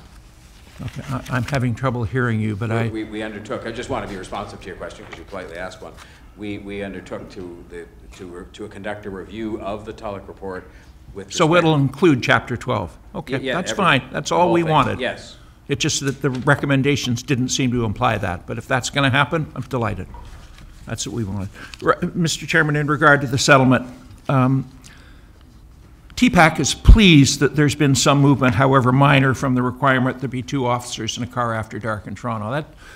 It's small, but it's a start. But we're concerned that the changes in shift schedule that we've been assured by staff are now underway are not reflected in the new collective agreement. Well, we have not seen the wording of the collective agreement, but just from the report from the chief, it appears that in fact that's the case. So it means that from what we understand, that the collective agreement binds the board to the shift schedule, which is very prejudicial to the any idea of official management of the police force, requiring officers to work 28 hours in every 24-hour period, and same number of officers are on duty at 4 a.m. as at 7 p.m. We think that's really unfortunate because we know that changes are happening in that shift schedule, and we just don't understand why that isn't reflected in the collective agreement. Thank you, John.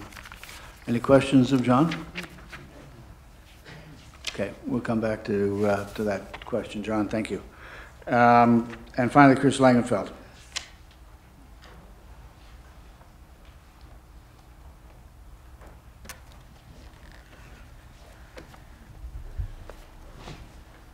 So like a lot of other people, I find it hard to believe that this agreement was awarded.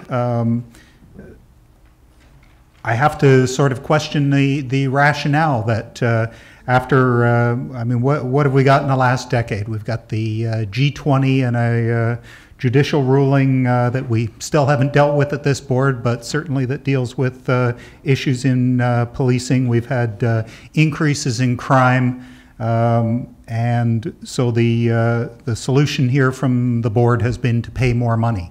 I certainly understand that you might think, or that the argument might be made that, well, there's been 7% reduction in the staffing over the last year, that you've lost 300 officers, and that paying them more money will maybe get some of them to stay. I would argue that, in fact, the opposite is the truth, that those that are only staying for the money and aren't staying because they actually care about doing the right thing or being just or doing what we're actually looking for from our policing, those aren't the ones that are going to be bought off by an extra 2% or 1% more than others a year.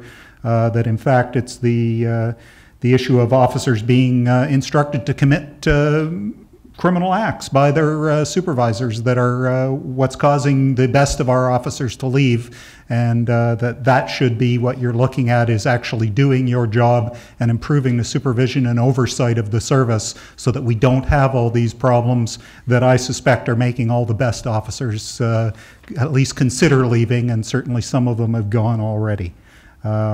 I have to question what the extra $16 to $18 million a year that this is costing us, how you justify that, and at the same time you turn around and argue that the board as oversight has to pay the $150,000 to do standard due diligence practices of running a corporation. You don't hear Berkshire Hathaway paying to have the companies that they invest in conduct proper audit procedures, but apparently this board thinks it should pay to have the people it supervises do their job. Now, in terms of what you've actually got here, you say more flexibility in the deployment of one-officer patrol cars. Well, what exactly is more flexibility? Does that mean that you'll call the head of the union and maybe he'll say, oh yeah, today we'll let you send out one officer? Normally you actually come up with solid agreements, and I would expect you to be releasing that information to the public. I'd like to know how many of the officers are actually going to be receiving this 3% bonus that for going out and working in the public response unit.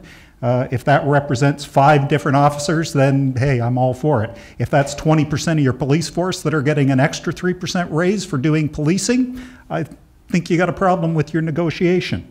I got to wonder what it is that you actually sent them in. I mean, we know some of the people here are famous for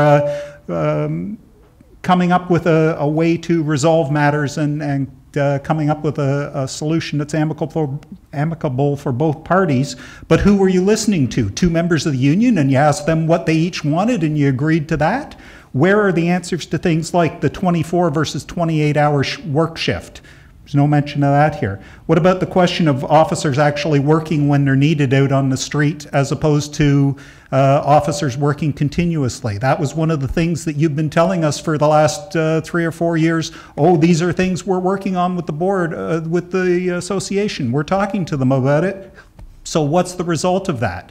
I got to wonder, Morley Hicks has been your choice for the last 2 collective agreements at least, and as we've seen, police have gotten big raises, and we've seen a severe reduction, I would say, in the quality of policing we've had in this city over the last decade or more. Well, definitely more. So perhaps you need to look at who you're hiring to do this work, and I would suggest we need, maybe the board needs to be more involved in it. And also that you need to be bringing some of this information forward to the public before you agree to it. Because I think, as you're seeing here, the public doesn't agree with what you folks have decided is reasonable to agree to. Now, you've already agreed to it, so there's not much we can do about it, apparently. And even if you'd held off your vote, we know that the association already approved it. And so I don't think the argument we would hear from you would be that there wouldn't be much you could do about it, even if you did listen to us and thought that you were going to go back and look at this again. So that's about it. Thank you. Thank you, Chris. Any questions for Chris? Okay, Chris, thank you. I should point out that as it said in there, the agreement does include a letter from the association that embraces the modernization and offers to work with them. And Chief, the shift schedule is something that has been done away from in large part from the collective agreement, although it's part of it. Do you want to talk about what's been done on shift to date? Shift to date, the service has been working with the board and with the association to strike a balance and look at opportunities to have better effectiveness with deployment for the frontline troops in particular. So far, we have gone through various districts. We've been doing it strategically, and the districts have the vote. There is no one-size-fits-all when it comes to that. There are different pressures across the city which require different demands and different types of service, and we're starting to see different responses right across the district. So each and every opportunity, the education awareness piece, the informative piece with the members who will have an active impact on their lives, they have a stake in it, and by all accounts, the areas that have signed for the change, things, by all accounts, the numbers are looking good, but it's still too early to identify. We don't have enough content to really determine the impact, positive or negative, but I can tell you collectively when it comes to response, there are more resources. When it comes to quality of life, the feedback has been tremendously positive, and we're looking to capitalize on all the opportunities that we go as we continue to learn and develop. Thank you, Chief. Any other questions, colleagues, or comments? Mayor Tory? I just might make a comment because I think it's important to respond to, and I don't frankly know why we dealt with it at the previous meeting and not after the deputations have been received, and that might be something to re-examine for a future year, because it is in a way not taking into account the deputations. Not that I think, as Mr. Langenfeld just honestly acknowledged, given the ratification by the Police Association, I'm not sure it would have changed it, but we could have heard the deputations before the decision. These negotiations are difficult and complex, and they involve reaching a balance between the paramount interests of the community and maintaining community safety and making sure that we have adequate resources made available to the police service, including treating service members in a fair manner. And it also includes, as I've often said, that balance as well with respect to the interests of the people we serve in their capacity as taxpayers. And I think that if you look at the overall compensation, while people have talked about big raises, the actual number across the 5 years, and I think that if you can get these agreements for as long as you can in terms of producing the sort of stable environment in which to improve policing and work on community safety, that's actually a good thing. But having said that, the numbers taken across the agreement is 2.21%. It's actually a tiny bit higher, just a tiny bit higher than the last agreement that we had, 3 years of which, to my recollection, had a 1 in front of the number of the raise, and I think even in this one, actually the last couple of years of this agreement, or maybe the last 3 years, have a 1 in terms of the raise, a 1 in front of the decimal point. And I think that what we have to take into account in doing that is that I believe there is a unique policing challenge in this city that confronts the men and women who serve us. And I think we set a very high standard, as well we should, of community safety and of policing. And I think there are improvements to be made in that regard that we discuss here every single time, and we hear lots of deputations from people about that. But I think there is no question but that the policing challenge that exists in the city of Toronto, in all of Canada, and for that matter, even relative to other North American cities, is quite unique. I mean, we are the 4th largest city in North America. Thank goodness we don't have some of the challenges that they have elsewhere in North America, but we have our share of challenges here, and that puts those men and women into a situation where more is expected of them. And for me, as a member of the board and as the mayor, I certainly I'm continuing to sort of raise our expectations, and I think while we have lots left to do, that we're making progress in that regard. But I think if you said to the people of Toronto, would you expect that the police officers serving this city should receive a salary that is at least comparable to that, if not in excess of, but certainly comparable to and matching the highest police salary that would be paid for other cities in the country? The answer would be yes. Because I think they would take account of the challenge that exists for the men and women who serve us. And when you see in the report, as is listed there, that there are police officers in Brantford, in Peterborough, in Winnipeg, who were making quite a bit more, actually, than a Toronto police officer, and I'm not commenting on their negotiations or how that all came about, but I'm just saying the reality is that while it's not a contest, there is a matter of fairness that's part of that balancing act that we have to achieve in terms of how our police officers are compensated for a job here that I think is considerably more complex. I will be expecting more of them. They deliver well for us now, not perfect, and there's lots of room for improvement, but I'll be expecting more when it comes to de-escalation and how we deal with people in distress. I'll be expecting more when it comes to a number of these areas, but I think at the end of the day, the responsibility we have is to try as best one can, knowing that the alternative is to go to arbitration, which can produce results sometimes that are ones that maybe some of the deputants would be even less happy with than with these results. In fact, I would say, just in response to a couple of other things, that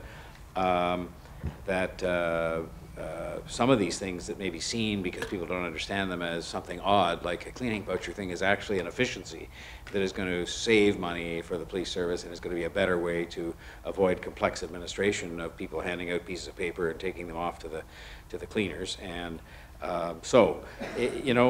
we could debate any one of these agreements, ad infinitum, but I think in this case, the agreement that was reached was one that achieved that balance that is between community safety and making sure we treat our people that work with us fairly, and also treating the taxpayers fairly. It's a lot of money, no question about that, a lot of money taken together. But I think if the people, again, were asked what area they would invest in, both which we've done through the city budget in terms of what's allocated to the police service and through the increments to the salaries of these members, they would support at this point in our history, making sure that we make adequate investments in community safety. Thank you, Mayor Tory. Any other comments, colleagues? Councillor Nunziata? Yeah, thank you. So I'll move the recommendation to receive for information, but I want to share the comments as well the Mayor made. Policing, it's not like it was years ago.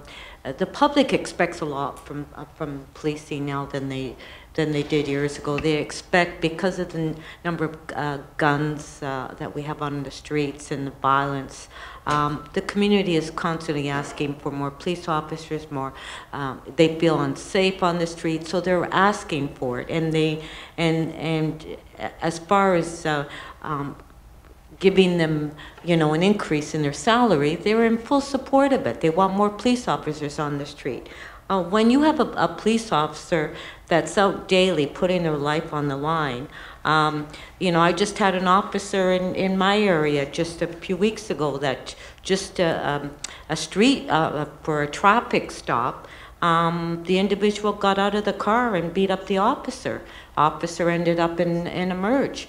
Like, this is just a traffic stop. So, I mean, this happens daily, and, you know, we need to compensate. We need to appreciate what the police officers, what our police officers are doing for us on the street, on keeping our streets safe. And I know I can speak on behalf of my residents that they support the increase in the budget as far as hiring more police officers, and they support you know, the report that we have before us on paying them a reasonable salary. Their salary isn't any different than our firefighters or EMS or even politicians.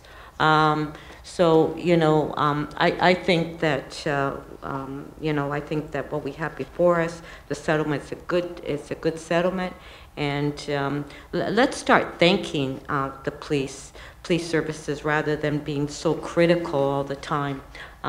It's frustrating for me to hear all that criticism. Thank you, Councillor.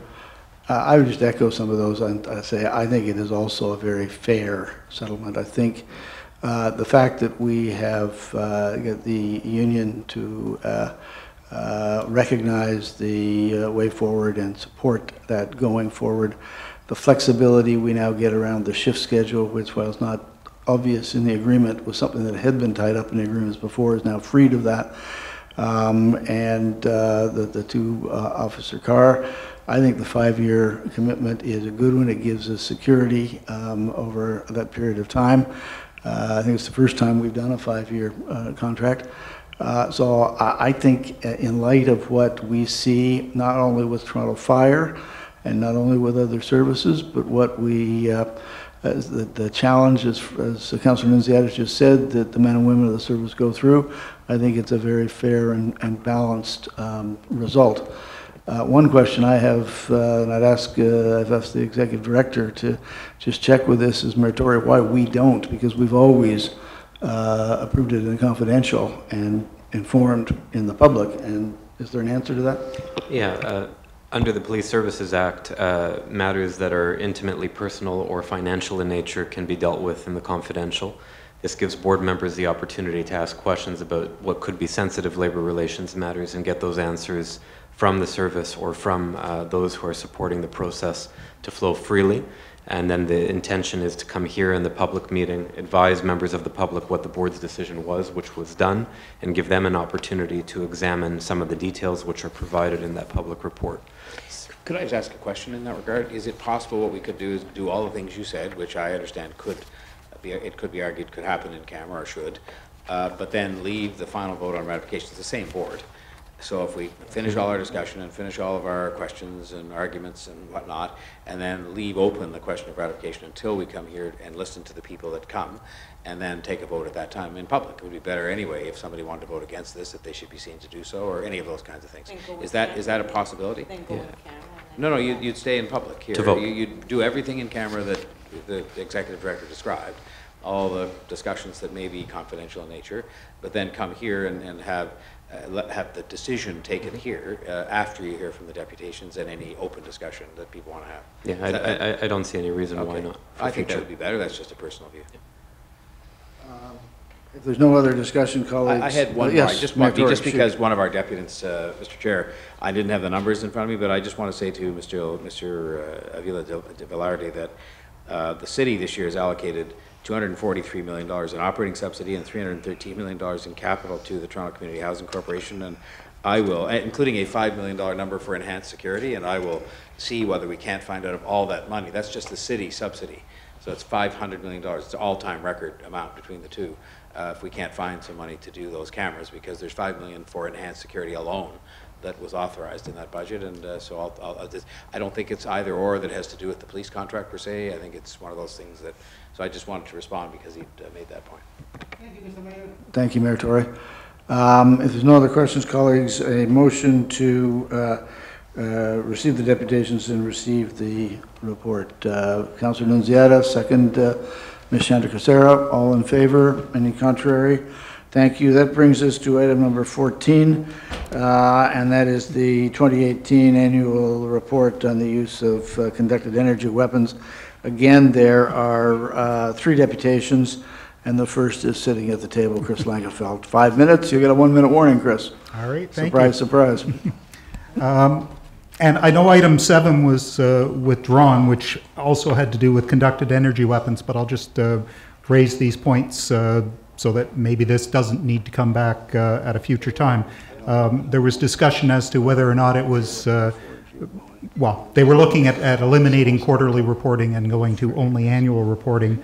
I would suggest, first of all, the quarterly reporting, it was only a year ago that you folks actually asked for that, so it's too soon to look at that, but also the justification, the idea that consolidating numbers is a major amount of work. I'd like to suggest that it's pretty simple to set up a spreadsheet to consolidate a bunch of numbers. It's not a bunch of work that has to be done again. The other argument, though, was that it's the processing of the paperwork. We know we've spent millions of dollars on ECOPS, Versadex, PeopleSoft, and other software. I'd question, what does it cost to have these use of force reports, both the province's use of force report generally and the services CEW use of force reports, to have an online form prepared for those so that you can eliminate 100% of the workload for these analysts and save time for the officers in actually preparing these rather than writing out written reports that somebody has to go through. The service suggests that they want to eliminate year-to-year comparisons because the numbers of people equipped with CEWs changed each year.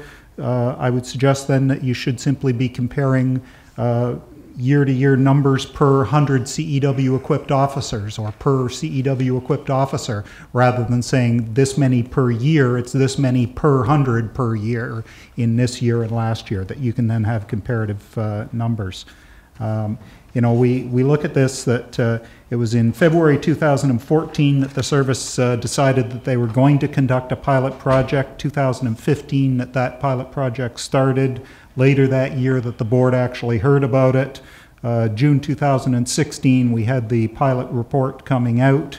In September and October 2016 the board approved $500,000 for a fairness commissioner and to do a non-binding RFP with regards to body-worn cameras that relates to this CEW matter. And in fact, when this came up in February this year, Mayor Tory, you asked the chief about whether body-worn video was going to be included with all the people being equipped with CEWs, and the suggestion was yes, that would be happening. Ms. Chandrasekaran, you raised the same point. Mr. Pringle, you mentioned it then shortly after. I can give you the references in the video if you want to recall that. We were assured that, you know, you made reference to Justice Iacobucci's report. And in there, recommendation 59B, cameras. All frontline officers who are issued CEWs should be equipped either with body-worn cameras or audio-visual attachments for the devices. And then the very next recommendation, recommendation 60, the same thing. The TPS ensure that all CEWs issued members, including those CEWs already in service, are accompanied by body-worn cameras, CEW audio visual recording devices, or other effective monitoring technology. The guy that the previous chief paid over $1 million to give a report on it, gave you the same suggestion twice, that you shouldn't have CEWs out there without cameras. We know from this report, there's a lot of promising things in this report. I certainly support CEWs as a less lethal force, but I also have a whole lot of concerns about their use. We all know that there was at least one situation where we were fortunate enough to have an officer with the integrity to report when he found video of a senior officer threatening somebody with their taser. And the excuse was that officer didn't eat his chocolate bar, and that's why he got off and didn't get fired for that. But meanwhile, we've got now 4 lawsuits in this active 1 year now into this, saying that there's 4 civil suits now related to the new expansion of CEW use. I don't know the details of those, if those are more cases of officers terrorizing and torturing innocent people while they're in handcuffs and threatening them with electrocution, or what the details are, which is why the judge that you paid to tell you how to do your job told you twice in a row, have CEWs with this equipment when it goes out on the street. You've all said it's going to happen. We're going to make sure. The chief confirmed, oh yeah, we're going to look at it. Here we are now, 6 years after you started talking about body-worn video, and what are we waiting for? It to be raised again, I guess. So thank you, Chris. Thank you. Any questions for Chris? If not, Chris, thank you. The next deputation is John Sewell.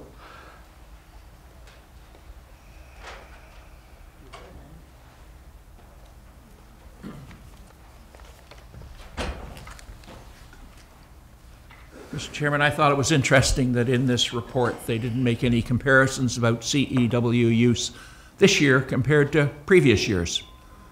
All previous reports have really done that. They've sort of said, here's what they are. But in fact, what's clear is that the increase in CEW use in the last 5 years is about 3 times. You go back to 2013, and in fact, it was used just 192 times. Now we're up to 550 times. A number of us said at the time when you were thinking of expanding the use of CEWs to all officers that this is exactly what would happen, that we'd see an awful lot more use of these weapons. And that's exactly what's happened. We think you have to reconsider what's happened and go back to the model where the emergency task force has them. They can be called in very, very quickly, or where supervisors have them. But apart from that, you should get them out of the hands of individual officers. Because while it's 550 times this year, next year it's going to be 650 times. I'll bet you. I'll put my money on it. It's just going to go up and up and up. And that's wrong. It's a misuse of a weapon, and I think that the board should be restricting its deployment. It's made a mistake in expanding it. Thank you. Thank you, Mr. Sewell. Any questions of John? Okay, and Rosemary Frey, the last deputation on this item. Rosemary, you know the rules, 5 minutes, and I'll give you a 1 minute warning. Right, thanks, Andy. So I'm Rosemary Frey, and I second pretty well everything that the previous deputants on this have said. I mean, the question is, there's been expansion. Is there any metrics to show that there's improved policing or reduced injury or harm? That's one of the claims of the use of tasers, is they're going to reduce harm.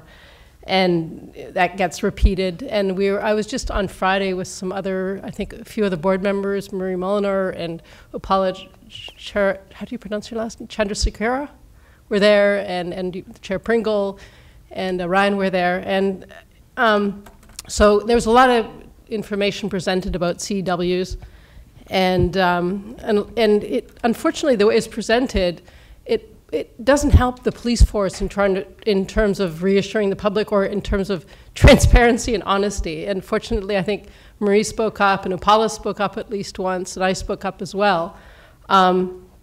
I mean, they were trying to, it was like a bright, shiny portrayal of CEW use, and there was a lot of misinformation, and that really doesn't serve anybody if you're trying to increase transparency, et cetera. In fact, one of the presenters explicitly said, you know, what can the TPS do to make you more comfortable with the rollout of CEWs? So it's like this is a propaganda session to say rah, rah, rah, CEWs. But it was, the focus of that day was a lot on mental health. And when one of the attendees asked one of the whether officers are taught how to recognize people in mental health crises, the answer was, our job isn't to diagnose, we just want to respond appropriately. And when someone else asked the officers whether, someone else asked whether officers are trained to deal with people with traumatic brain injuries or other physical, mental, or medical/cognitive impairments that can make them seem mentally unstable, the answer again was no. And And so the focus is, well, CEWs are good for that, you know, not lethal use of force. They're good for de-escalation. Yet again, one of the trainers, and not helping public confidence in the use of CEWs, one of the trainers actually told us if someone came at an officer with fist raised, they have to pull out a taser. With fist raised, we're not even talking about a weapon. And there are other examples, am I talking too loudly, of very slanted and deliberately, unfortunately, deliberately or seemingly deliberately misleading information presented.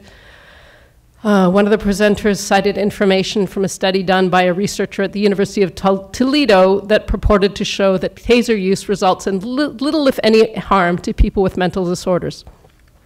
This was echoed by Inspector Chris Bowdy, who said CEWs result in fewer injuries than use of other weapons. Staff Sergeant Gillis, David Gillis, cited that there have been 0 deaths with CEWs. And another presenter said, at no time has the taser been proven to be the definitive cause of death. Well, in terms of looking at fewer injuries, tell that to the black man, as documented in the Ontario Human Rights Commission report that came out a few months ago. The black man who was, in January 2017, was stomped and tasered, even though he appeared to be not resisting arrest, and he was handcuffed. That's on page 30 of the report.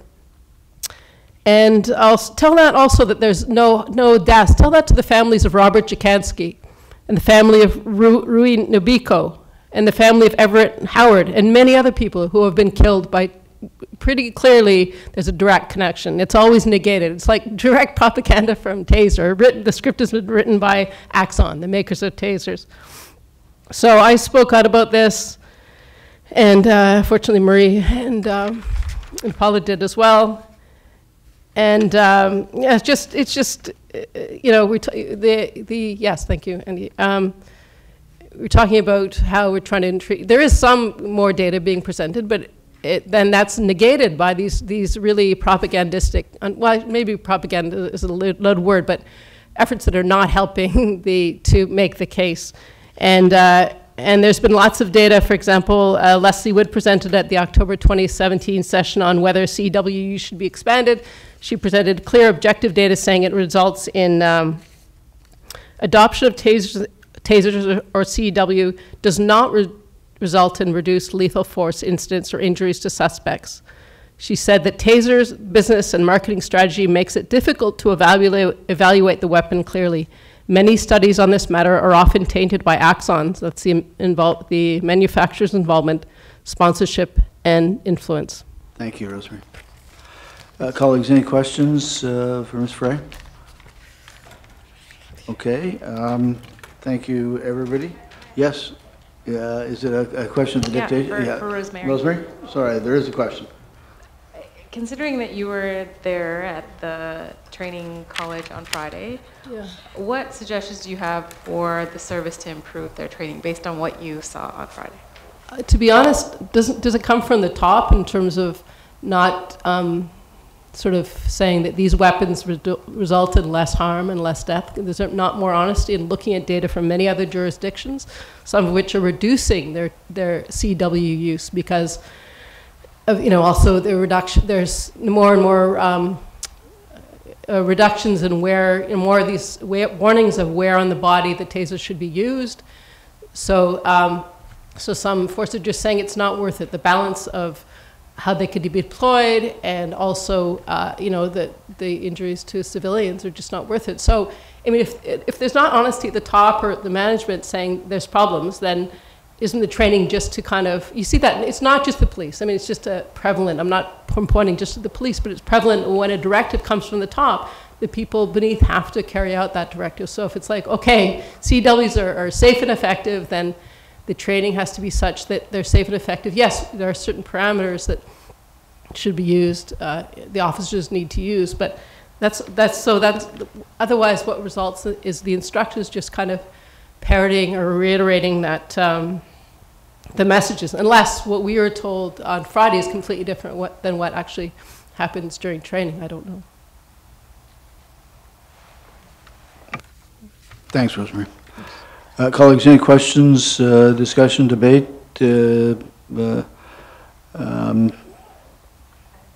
Yep, well, and do you want to ask, Saunders, do you want to get you or Deputy McLean or someone, just in case there is further discussion? So, Upa, you start off. Wait for the questions and then do our best to respond. Perfect. So thank you for the report, and also just want to say thanks for coordinating that consultation day on Friday. I know you do that on an annual basis. It is an important opportunity for, especially for the members of the mental health community to come in and hear from you, and a good opportunity, I think, for the board members that were there.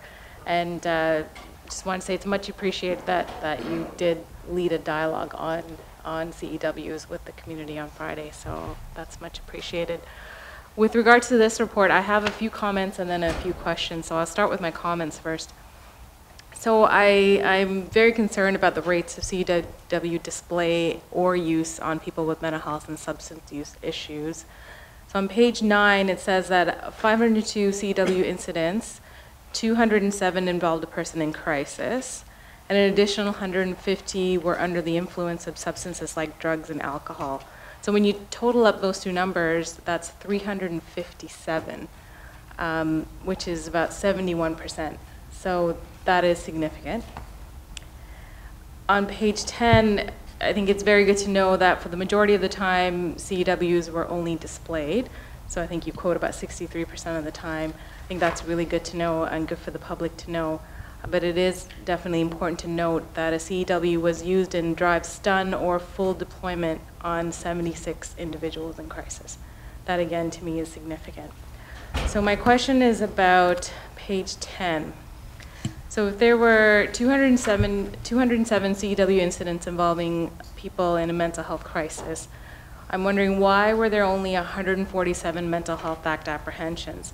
I would expect those two numbers to be the same, because if a situation involving a person in crisis is high risk enough to warrant the demonstration or the use of a CEW, then I would expect that that situation is also high risk enough to warrant a Mental Health Act apprehension.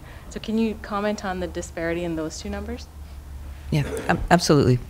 So when we are reporting as of 2009, at the request of the board, the apprehensions under the Mental Health Act. So that's the 147.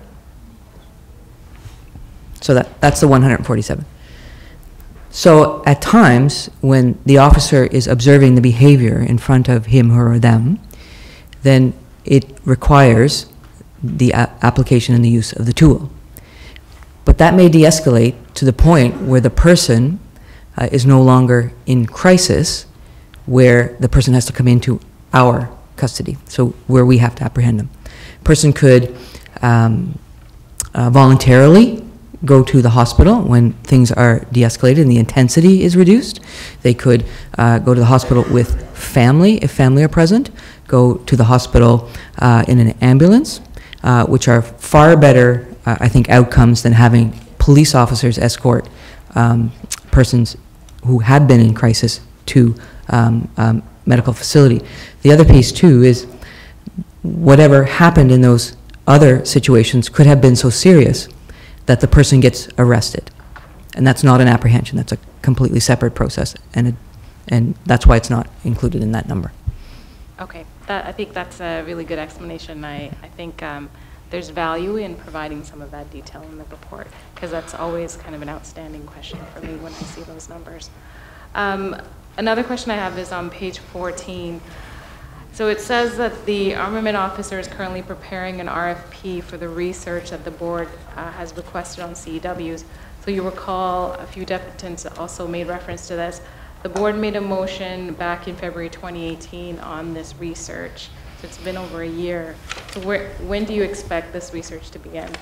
Absolutely. So our armament officer is already working with our purchasing agent, purchasing rep. The scope and the background information is already with him. There were some delays because of holidays. And so I would anticipate that it would be out on Mercs by mid-April is kind of what we're estimating. Okay. And my last question. A few of the deputants brought up Justice Iacobucci's report, especially around the body-worn cameras. So when can the board expect an update on your body-worn camera initiative? That's not my area. Chief, do you want to take that? So in the spirit of the numbers and trying to reference with the discussion on being best in class when it comes to how we need to respond and react with people that live with mental health issues versus the taser discussion, where the taser was one of the recommendations as a tool in that process. And so when you take it in that conversation, yes, in a perfect world scenario, the utilization of body-worn cameras was definitely a discussion in a perfect world. With the right budget, with the right systems, with the right storage and capacity issues, we certainly would have liked to move to that. I can tell you that when we did our pilot project on the body-worn cameras, there were a lot of things that we learned in the process. We're moving towards that. Q4, you'll be hearing discussions as we move closer towards that target date, moving towards implementation of that. And hopefully, when we do get it right, there'll be that harmonization piece to close the loop on all aspects. But presently, the reason for the body-worn cameras is accountability. And when we talk about the ways in which we measure and look for accountability on a regular basis, I want to be clear to the board that it is something that we do take very, very seriously. We always have, we always will. We're continuing to look for best practices so that we do get it right, to strike the balance, that the public is comfortable with what we're doing, and also that our members of the service have and understand the sensitivity of when we use a taser or conducted aiming weapon on anybody at any time, specifically those instances where we're dealing with people in crisis. Sorry, so did I hear you clearly? We'll hear more in Q4 about the body-worn cameras? Yes. Okay, thank you. Colleagues, other questions? I just have a couple. Mr. Sewell talked about the increase in the number. I think he said four times. The number, as we've rolled this out to frontline officers, the number of tasers out there is up. And we have seen a rise in the usage, naturally, just by the number of tasers out there. And you might just go through the reporting that needs to be done every time someone just draws. I know we've done it again, but briefly, how is it done? And are we seeing an offsetting fall, because we must show every time we draw a pistol, a fall in the number of times that we do draw pistols and do that? So when the CEW is displayed, is used in drive stun, the manufacturer's word, full deployment, whenever it is used in any capacity, a CEW report goes in, as well as a provincial use of force. The CEW report is a Toronto Police Service form that captures some of the gaps that are not in the provincial form. And those gaps are requirements of this board that actually go into this report. And so when those reports are completed, they are reviewed by the person's supervisor, they are reviewed by the person's unit commander. Be the day that it was drawn, or right after the shift, is that correct? Very closely after. They must complete their paperwork by the end of the shift. And then that paperwork goes to our use of force analyst to be reviewed. And reviewed to see if there's compliance with training, with our governance. If there are issues that are identified, then our use of force analyst consults with our armament officer to see if there is more information that's required, or more training on an individual level or a service-wide level, or changes to our governance. Then it goes to our risk management unit training analyst to be put into the database. And so it goes through all of those reviews because we are reporting out on our use. And while there's the incidence of CEW use low frequency, high impact, we want to make sure that the data that we are reporting on is accurate, so that if we can see some trends, then we can address them quickly. We also have the Incident Response Committee that reviews things as well and provides input from a variety of perspectives. So there is a lot of supervision in terms of the use of this tool.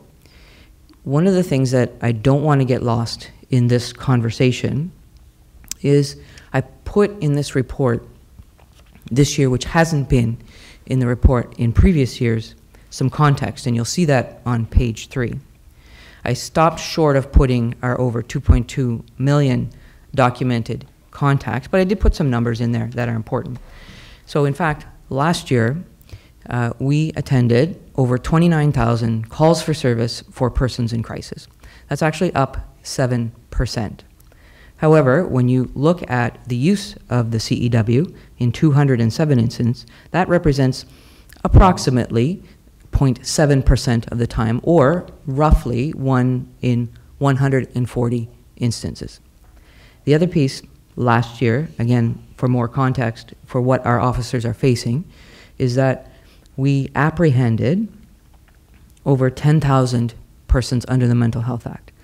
And of those 147 of these where the CEW was used, you're looking at approximately 1.4% of those incidents, or 1 in about 200 of those incidents. And I will remind the board that over 63% of the time it is display.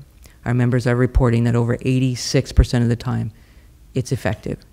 So by just looking at the numbers and not looking at the context in which our officers are working, it's not an entirely fair or complete review. What I am seeing on the other side of the application of force and the options that are available for our members is actually the other options are going down. And I will remind the board that when I made the presentation in February, the greatest mechanism of injury for the 10 years worth of SIU injuries that was looked at was actually hands-on.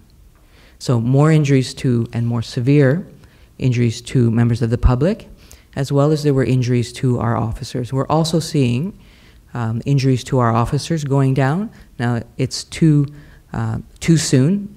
We rolled out the CEW to our frontline officers in May, so less than a year ago, but the numbers that I'm seeing, some of those numbers are actually going in the right direction, including the number of SIU cases that we saw last year. Is there a correlation? Possibly. But this is a time will tell, but some of those numbers, those key numbers, are going in the right direction. Thank you, Deputy. Any other questions, colleagues? If not, may I have a motion then to receive the deputations and to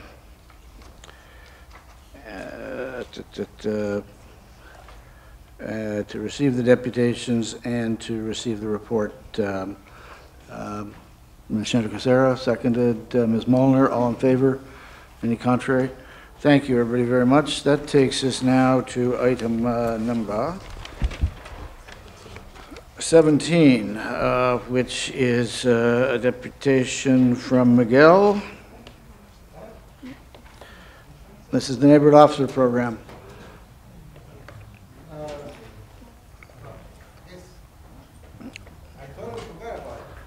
Well, I would ask people to keep the deputations quick. I'm cognizant that I start to lose quorum in an hour and 10 minutes. So well, I will start to rock and roll here. I will totally be brief. 2 weeks ago, we have a presentation.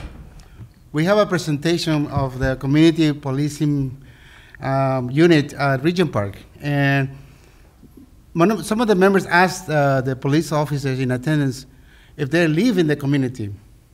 The answer was no, they don't live in the community.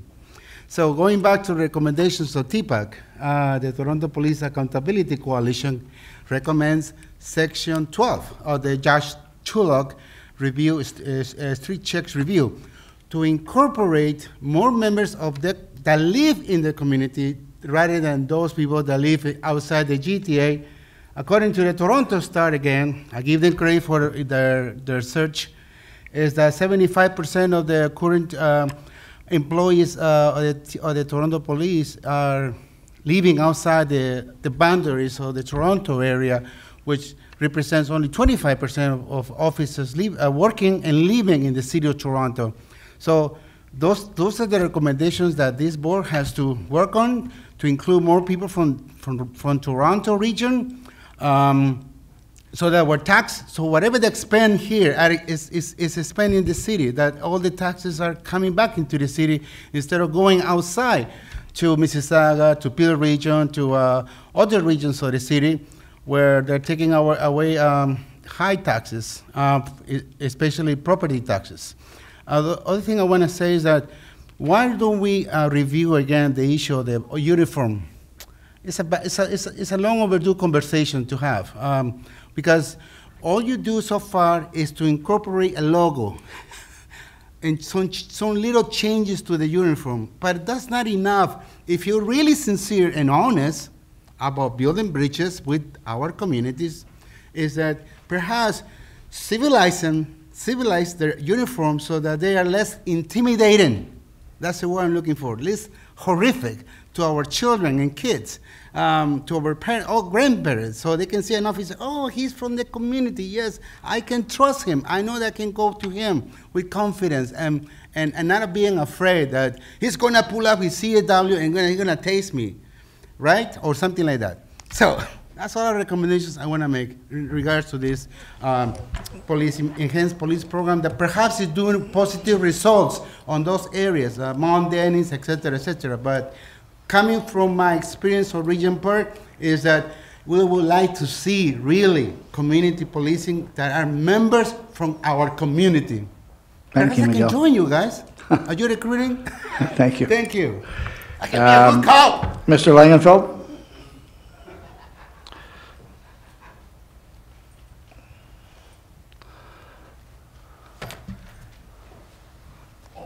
No. I'll just use one moment of my time up here to just comment on the last item regarding CEWs.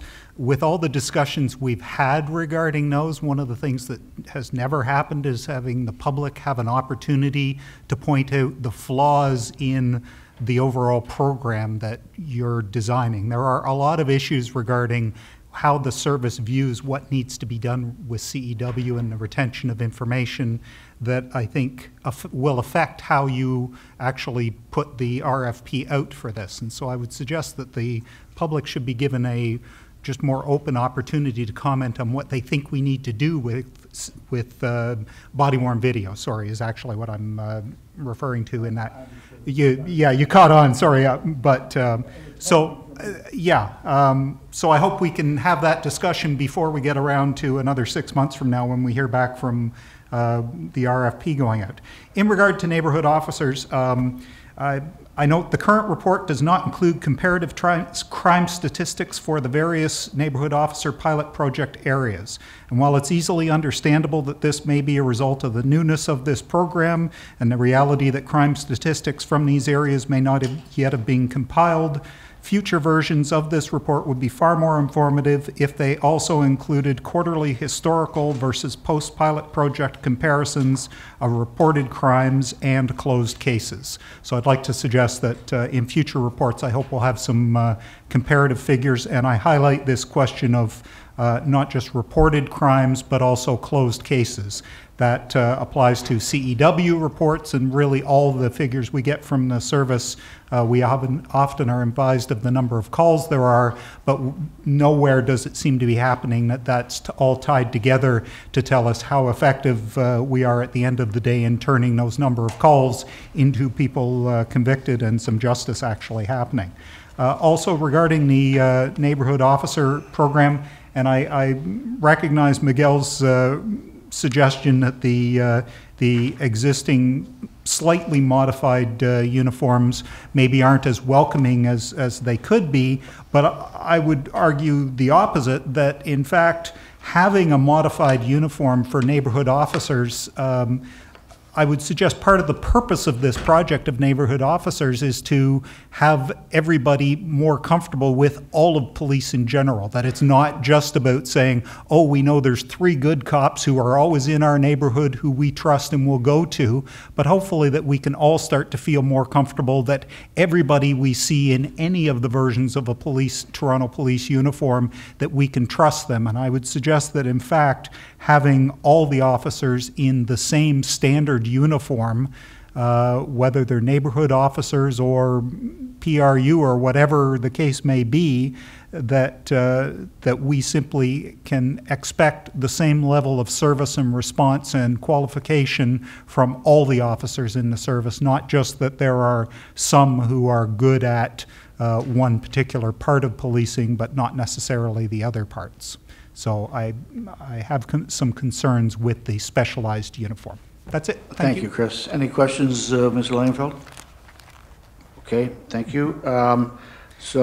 Colleagues, any questions, discussions on the update of the 90-day check-in for the neighborhood officer program? If not, a motion to receive the report and the deputations? Oh, no, go ahead.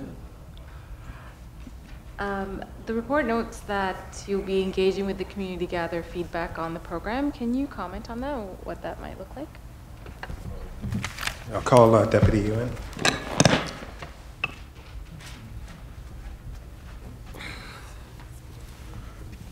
Where's this on? Is this on? Sorry, could you repeat the question, please?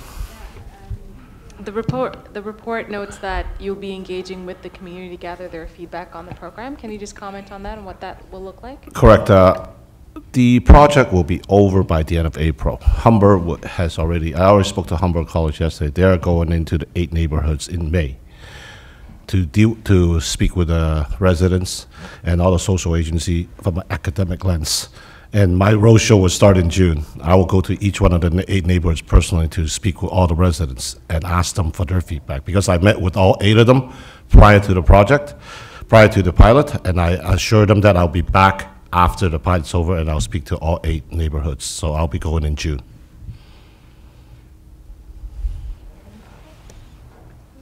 Thanks, Peter. Any other questions, discussions, colleague?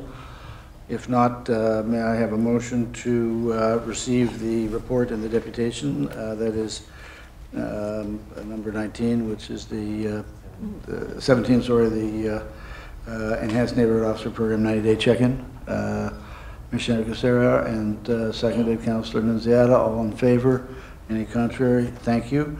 Item number 18 is the semi-annual report from the Police Services Board on audit special funds. Chris Langenfeld, one deputation. Chris? We'll see how quick I can be. Yep.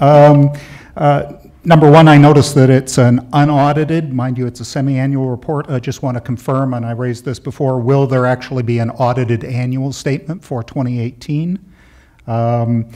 Second point is, in this report is the 2017 Pearls in Policing Conference, and this will be the 5th time, I believe, now that I've brought this question up. The last 2 times have been to point out that the second time I mentioned this, the chief was going to report on this, and twice we've heard that, oh yeah, that got overlooked and we'll report on it. We still haven't seen a report on that. This goes back to the question of why are we spending, first of all, $200,000 at the point was what was originally approved, I believe, to bring in foreign police officers to have a conference that the public isn't entitled to be part of, including the press and the board, and that it's only police officers. And I highlighted that it was shortly after that meeting that, in fact, we had the practices that I dealt with Justice Copeland on that we still haven't dealt with before this board, and I expect someday we will be, maybe after next month's appeal.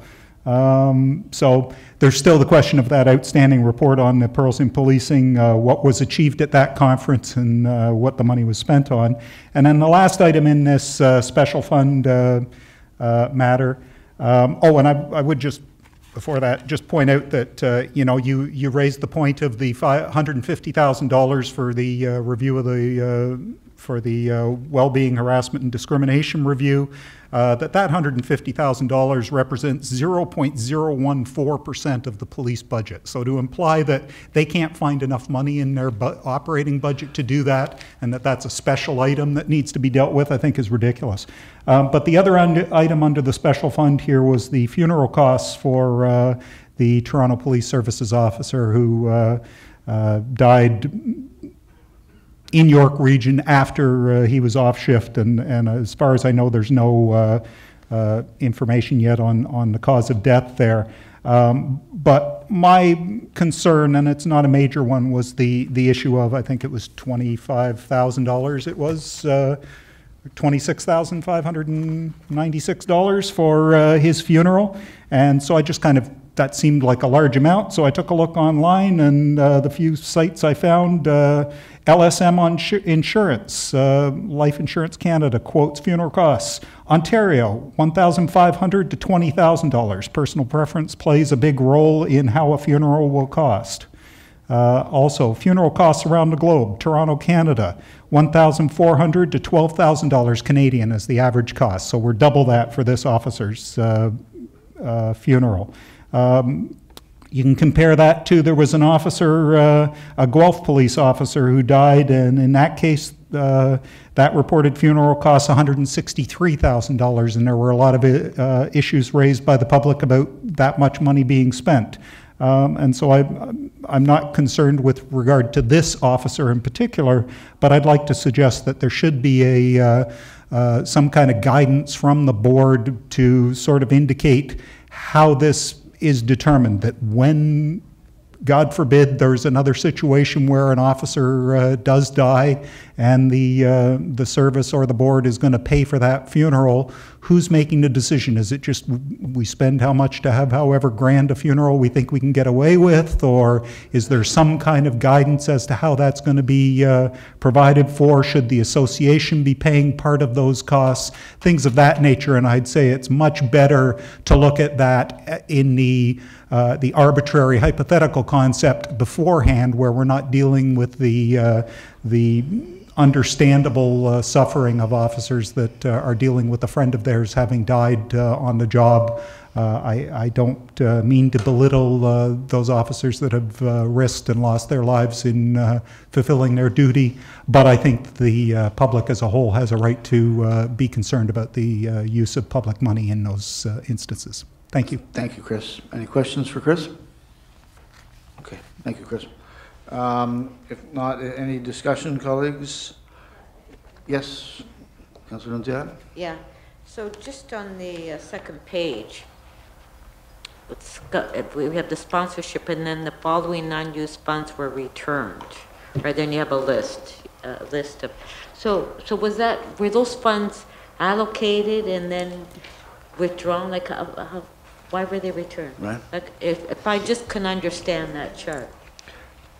So there's a number of unused funds, you're right, Councillor. Oftentimes when a proposal goes forward for funding of a particular event, like in the case of many of these, there's a budget allocated. Sometimes all of that budget gets used, it's approved by the board. Sometimes it doesn't. When it doesn't, the special fund policy requires that any unused funds get returned. Oh, so all these were all That's right. allocated and they didn't use the total amount? That's right. Yeah. Oh, okay, thanks. Any other questions, colleagues? If not, may I have a motion to receive the deputation and receive the report? Ms. Molnar, second Ms. Chandra Casera. All in favor? Any contrary? Now, item number 19, I am informed, and I'm horrified since it's a report from me, that there's a mistake in it, and so that it will be withdrawn. Do we need a motion to? So moved by Ms. Molnar, a motion to withdraw item number 19. It's a report that will come back at the next meeting because there's just a mistake in the math, is that right? Okay, proposal to withdraw by Ms. Molnar, seconded. Mayor Tory, all in favor? Any contrary? And that takes us to item number 21, which is the 2019 filing of the Toronto Police Service procedures. There are, I think, two deputants on that. The first one is Derek Moran. Derek, 5 minutes, 1 minute warning. I just want to say, by me speaking at this meeting, this shall not be deemed to be in any way my consent expressed or implied. In doing so is fraud. God bless Her Majesty the Queen, and long live Her Majesty the Queen. Now, last month, I told you I'd bring this month. You remember the thing that happened between Councillor Nunziata and Brenda Ross last month? Little kerfuffle. This is Bracken versus Fort Erie, Town of Fort Erie, 2017. Ontario Court of Appeal said, democracy depends upon the free and open debate of public issues and the freedom to criticize the rich, the powerful, and those who exercise power and authority in our society. Debate on matters of public interest will often be heated, and criticism will often carry a sting, and yet open discussion is the lifeblood of our democracy. So I wish, thank you, Miguel, I wish to discuss, mentioned in this report, procedure 12-03, the use of affidavits. Just so everyone knows what an affidavit is, it's defined in Black's Law Dictionary 9th edition as a voluntary declaration of facts written down and sworn to by the declarant before an officer authorized to administer oaths. A great deal of evidence is submitted by affidavit, especially in pretrial matters such as summary judgment motions. Now, you know, I've brought the police officer's manual here, that little purple book, and it begins by explaining the rule of law. Number one paragraph is it's based a lot on maxims of law. There's also a maxim of law that cover affidavits, and it's in judicio non creditur nisi juratus. In court, no one is trusted except those sworn. So the definition for evidence in Black's Law is the oral and written statements and information and any actual things produced in a proceeding, anything which may be used to prove a fact or support an assertion. I once heard at 393 University, Justice Graham Mew say to a lady that the common law and equity run concurrently in Superior Court. Now, why am I bringing this up? Because I don't know if it shows up here on the screen. Recently in Renee versus Toronto Police Services Board, 2019, Justice Kavanaugh said, the applicant also served an affidavit sworn by Derek Yvonne Moran, that's me. At the hearing of this motion, the applicant asked for leave to file her affidavit and the affidavit of Mr. Moran. Ooh, notice a mistake there, I guess. I granted leave to the applicant to file her affidavit and the affidavit of Mr. Moran. The reason I'm bringing it up is I just want you to know, Chair Pringle, that your lawyer, Fred Fisher, did a wonderful, terrific job of trying to block me from having that affidavit admitted into the record. And I don't know if you heard about that affidavit, but I just want to read paragraph 24 from that affidavit. This is what I said at the October 2018 Toronto Police Services Board meeting to the chair. Remember 2 months ago, Ryan said to me that we'll look up for the specific rule, and then you said, Chair Pringle, I will commit to come back to you on that. Did you guys ever find the rule in your rules that says we can't ask questions at these meetings? The chair, that's you. Yes. Then I ask, is it posted on the board's website? In the background, someone off mic who I believe was then board administrator Carlene Bennett says yes. The chair, again, that's you, says check the website. I asked, did you guys update it? Ryan says, no, it's part of our procedural bylaw, and afterwards, if you want, through email, we can correspond with you and provide you with further information. And we did correspond by email. Now, he said that he'd get back to me regarding the specific rule. Do you know what those specific rules were? He gave me the definition for deputation, which is not a rule, it's just a definition. And he gave me Rule 17.6, I believe it was, which deals with what happens after a deputation takes place. So do you or Ryan want to correct the record here and tell me what exactly is the specific rule in your board's bylaws that says that we cannot ask questions at these meetings? Okay. Thank you very much, Derek. Do you want to correct the record? Because otherwise, there's no other way of looking at it otherwise that you guys just flat out lied to me. You said that you would get back to me regarding the specific rule, and you gave me a line of BS. So, Derek, we'll look at it again. I thought we had. Oh, we'll look at it again. Not. Okay. Yeah. Okay. Okay. Well, no, that's fair. We'll look at it. I'll let you guys I'll give you guys more time to look at it closer and find the specific rule. That sounds fair. We'll come back to you with an answer. Okay? With the specific rule, what you committed to. I will come back to you with an answer. Thank you. No evasion, no dodging. Okay? No evasion with an answer. Any Yeah, that's. I know, Mayor Tory said at executive committee The that traffic it has was to be on bad, Thursday. right? All right, the Okay, specific thank rule. you, Derek. Okay, that was, and there's another deputation, Chris Langenfeld. Chris, 5 minutes. Okay. And again, just mentioning items that maybe got missed. I mean, I mentioned pearls in policing, and that didn't come up in any of your follow-up, and there was still no commitment to get that report that's been promised twice before, so I'll just mention it again. Regarding item 19, I'll just point out, I was going to speak on that to point out that the version of your spreadsheet that you put out was so small and at such a low scan rate, I couldn't read it. It did mention something about it looked like 1.5 million paid to Hicks Morley, and I was going to question that, but I was going to ask for this matter to actually be brought up again because I couldn't read your report. So I hope the next version will actually be legible. And actually, while I'm on that subject, I'll point out your agenda, when the font that you're using, and you can pass that down. That's what it comes out with when you print it, because you're using some illegible private font that's not actually a public accessible font, and that's what prints out through the copy houses if you try and print your version. And for me to try and edit and update and send you outlines of your agenda, it takes me several hours of work. So I hope you'll look at the technical issues regarding your creation of the agenda.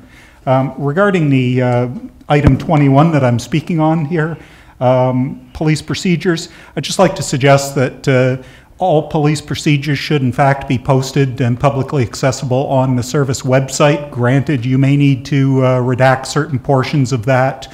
I'm not looking to have secret information put out or anything like that, but I think there's a lot of issues. As some examples, procedure 01-02, search of persons. Procedure 04-04, facial recognition system. I've brought that up with you, and I'm still waiting to talk on that again, hopefully. Item procedure 10-13, threats to school safety. I think the public would reasonably like to know at least some of the information on policies and procedures that police have set up in that. Not that obviously we need all the information, but certainly that we can have some of that. And then I was really interested to know what procedure 15-08, the MP5 submachine gun policy is for police officers, because that is your procedure. So I'd really like to know what the service has put out as a procedure that isn't governed by board policy regarding submachine guns on our streets in the hands of police officers. We've talked about the carbide when it was approved and what the issues should be there. I'm even more concerned about the machine guns. So I hope, and granted, I'm sure there'll be a little bit of extra work in redacting that information, but I think it should be publicly available, at least parts of it that can be released. Thank you. Thanks, Chris. Ryan, did you have an update on the earlier one that Chris was talking about? Chris, sorry, the pearls of policing matter you raised in the last deputation. My understanding from the service is that report is coming next month for the board. Thank you.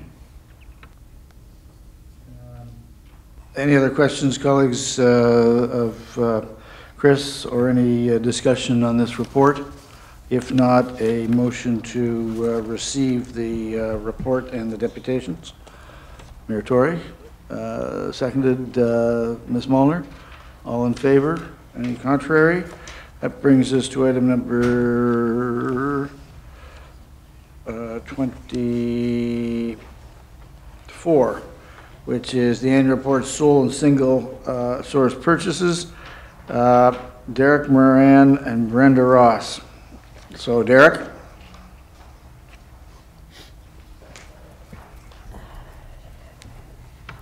I just want to start off by saying for the record that I miss Councillor Nunziata this afternoon too. So this is also from Bracken versus Fort Erie. I just want to point out from the Court of Appeal of Ontario, 2017, the town's response to Mr. Bracken's protest in expelling him from the premises and issuing the trespass notice was a violation of his rights under the Canadian Charter of Rights and Freedoms. I'm just saying that because Miguel acted up a little bit at the library board meeting last night. So in this report it says, single sourcing is defined as the procurement of goods or services from a particular vendor rather than through an open solicitation of bids from other vendors who can provide similar items. Now, I went through this report, and the one thing that stuck out to me was a $34,357 expenditure regarding legal services to a law firm named Learners LLP. And I thought, if I were to do a freedom of information on how much this board has spent so far on challenging the Langenfeld decision in the Court of Appeal, what are the chances that it would come out to be exactly $34,357? So I just wanted to point, Chair Pringle's busy not paying attention to me. Oh, you are, and we're talking to Ryan at the same time. That's okay, that's a neat trick. So this is from the Webster's Reference Library, the Canadian Desk Companion. It says what happened in 1992.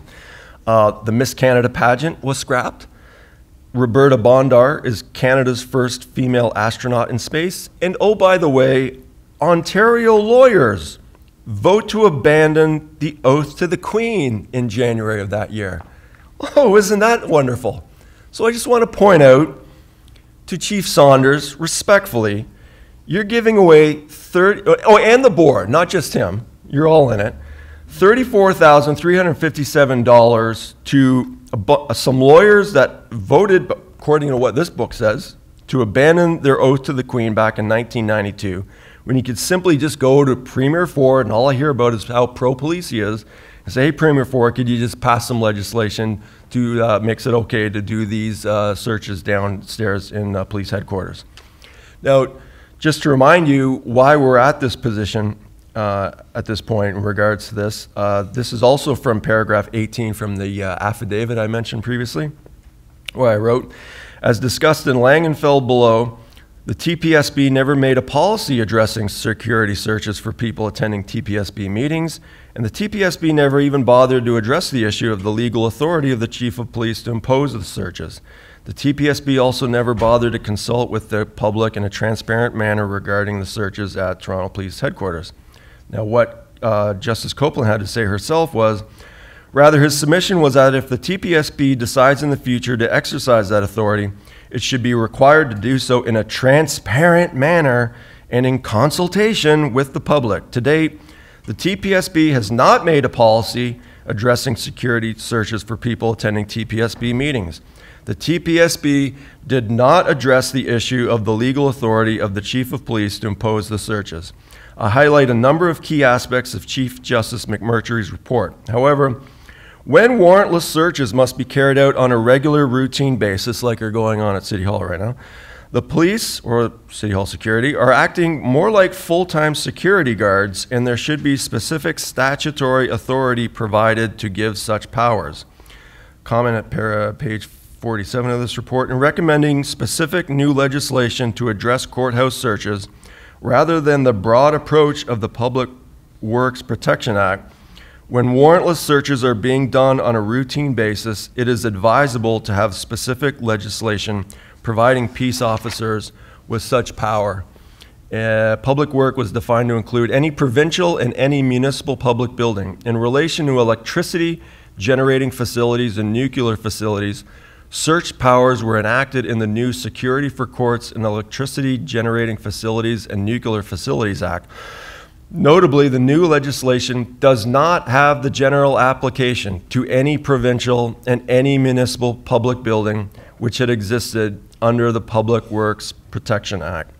So at some point, like Chris said, you guys are going to get around to letting the public, providing consultation and letting the public have a say on any future searches. Or you could just go to Premier Ford and get them to pass legislation. Like, how hard is that? Did you call me Chris? Thank you, Chris. Did Sorry, you call me Chris? I'm getting confused. I'm old. That's worse than Mr. Moran. Derek, thank you, You guys very can much. do better, okay? Yes, thank you. Thank you for agreeing with me. Brenda.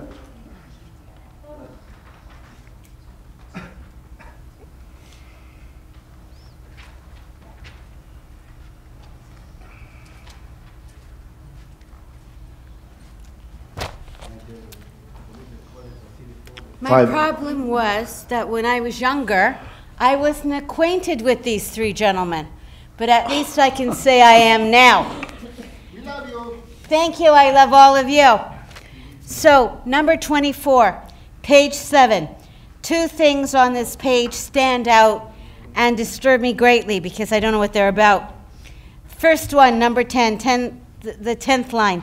Johnston and Cowling, a law firm, specialized services, $227,000 approximately. And number 27, line 27, Heenan, Hutchison, another law firm, legal services, $457,000 approximately. We're talking about almost $1 million there. I have a question. We have not even the vaguest notion of what those two cases are about. I understand that some of this is confidential, but when we're talking about that kind of money, it would be nice to have some hint as to what they might be about. Today, so far, you guys have spent, on paper, a small fortune of taxpayers' money, and some of these items we have no idea what they're about. I'd like to point out nobody answered my question of earlier this afternoon when I asked what the figures were regarding the police negotiated contract. Were those wages and benefits or just wages? And that's a very important question. You're spending taxpayers' money like it's water. So for these two items that come to a fortune on page 7, number 10 and number 27, I would like some hint. I don't need to know any confidential information, but I would like some hint as to what this is about. I think the public would like to know where almost your $1 million just went. For legal services pertaining to what? Just a topic will be enough to satisfy me. Thank you. Thank you, Brenda. Any questions for Brenda? Okay, thank you, Brenda. If not, colleagues, any the questions or discussion on item number 24, which is the sole and single source purchases? If not, a motion to receive the deputations and receive the report. Councillor Nunziata, seconded Ms. Molnar. All in favor? Any contrary? That brings us now to number 27, which is the Chief's Administrative Investigation, the alleged sexual assault complainant 2018R, and Chris, that's you. That's the sole deputation. Thank you. Well, at least we can all go home after this. So I note that, first of all, this, well, it's letter R, so what's that, 19, 20 or so of the sexual assault complaints against police officers, and this comes out days after the OIPRD's report on the continued, long-standing, well-known, repeatedly documented procedure of Toronto Police to sexually assault people that are arrested. You look at the details of this case, and at best you could imply from the information provided that somebody thought there was a possibility that maybe perhaps a crime could be being committed. But that doesn't justify forcibly removing somebody's clothing while a gang of people hold them to the ground. That's called gang rape, and it's pretty disappointing that we have our police officers doing that, apparently because they think they're allowed to. Secondly, I'd like to note that on every one of these reports that we see, at the bottom of the first page every time it reads, Section 11.2, the regulation states, the purpose of the Chief of Police's investigation is to review the policies of or services provided by the police force, and then I'll underline the rest, and the conduct of its police officers. In other words, the whole point, Chief, of your doing a Section 11 review is not just to look at whether or not the services procedures, whether or not you think that they're okay or your officers think they're okay, but you're actually supposed to be doing a disciplinary review to see if, although the SIU decided that there aren't sufficient grounds to file criminal charges, whether or not there is in fact a violation of police expected norms and the requirements of police officers. And in fact, I'd challenge you to show me in any of all these reports that we see where there's any indication that that's ever happened. I agree, there's probably lots of situations here where it would be difficult to successfully prove that the person committed a criminal offense and to get them charged on it. But there's certainly misconduct, and there's certainly actions and activities that many times in these reports are not the activities and actions that we expect and want of our police department. We expect better. And the fact is, these reports, when the SIU decides that there isn't sufficient grounds for criminal charges, then the chief of police and his professional standards unit is supposed to be reviewing the conduct to see whether or not they've met the internal requirements of what we expect of police officers. We expect officers to be acting in accordance with the norms of our society. I think most of you have a pretty good idea of what we expect from you, and I think a lot of you read these reports and you know that those officers aren't coming up to that level of standard. And the problem is that nobody's doing anything about it. We go, oh well, we can't successfully convict them and put them in jail and fire them, so I guess we'll just put them back out on the street. And whether you're talking about the guy that killed somebody and is actually in jail for one of the few times, even in that case, we had a whole bunch of officers standing around, and after that guy fired 9 shots, that officer was turned around and put back on our streets again in the short term. Nobody took him into custody. Nobody questioned it. Now we know now finally he was convicted of being a criminal. We know he's a felon. The officers there at the time, one would assume that they all knew it too, or they certainly should have. But nobody did anything about it. And that's the problem, is that the thin blue line, as we all refer to it, the policy of police officers to simply turn a blind eye when they see crime happening, is not acceptable to the public. And the fact that it's acceptable to some people is a bigger or as big a problem as the conduct of those officers. So I'd like to suggest that the board do a little more questioning into where is the other half of these 11.2 reviews by the chief. Where is the review into the conduct of the police officers in this case? Where is the review here of the 3 officers that, without any, according to this report, with no indication of reasonable suspicion or probable grounds to suspect that the person was secreting drugs on them, only the fact that they had been apparently dealing drugs, that suddenly that qualifies them to be strip searched? That's not what the law says. We know the Supreme Court under Golden has said that that's not acceptable. It's been brought up I don't know how many times here. It's 2 or 3 times a year that we discuss the fact that these aren't legal searches, that they shouldn't be happening, and yet nothing's being done about it. So I hope you'll start changing that. Thank you, Chris. Thank you. Any questions for Mr. Langenfeld? Okay, thanks, Chris. Colleagues, that's the item number 27, Chief's Administrative Investigation into Sexual Assault Complaint 2018R.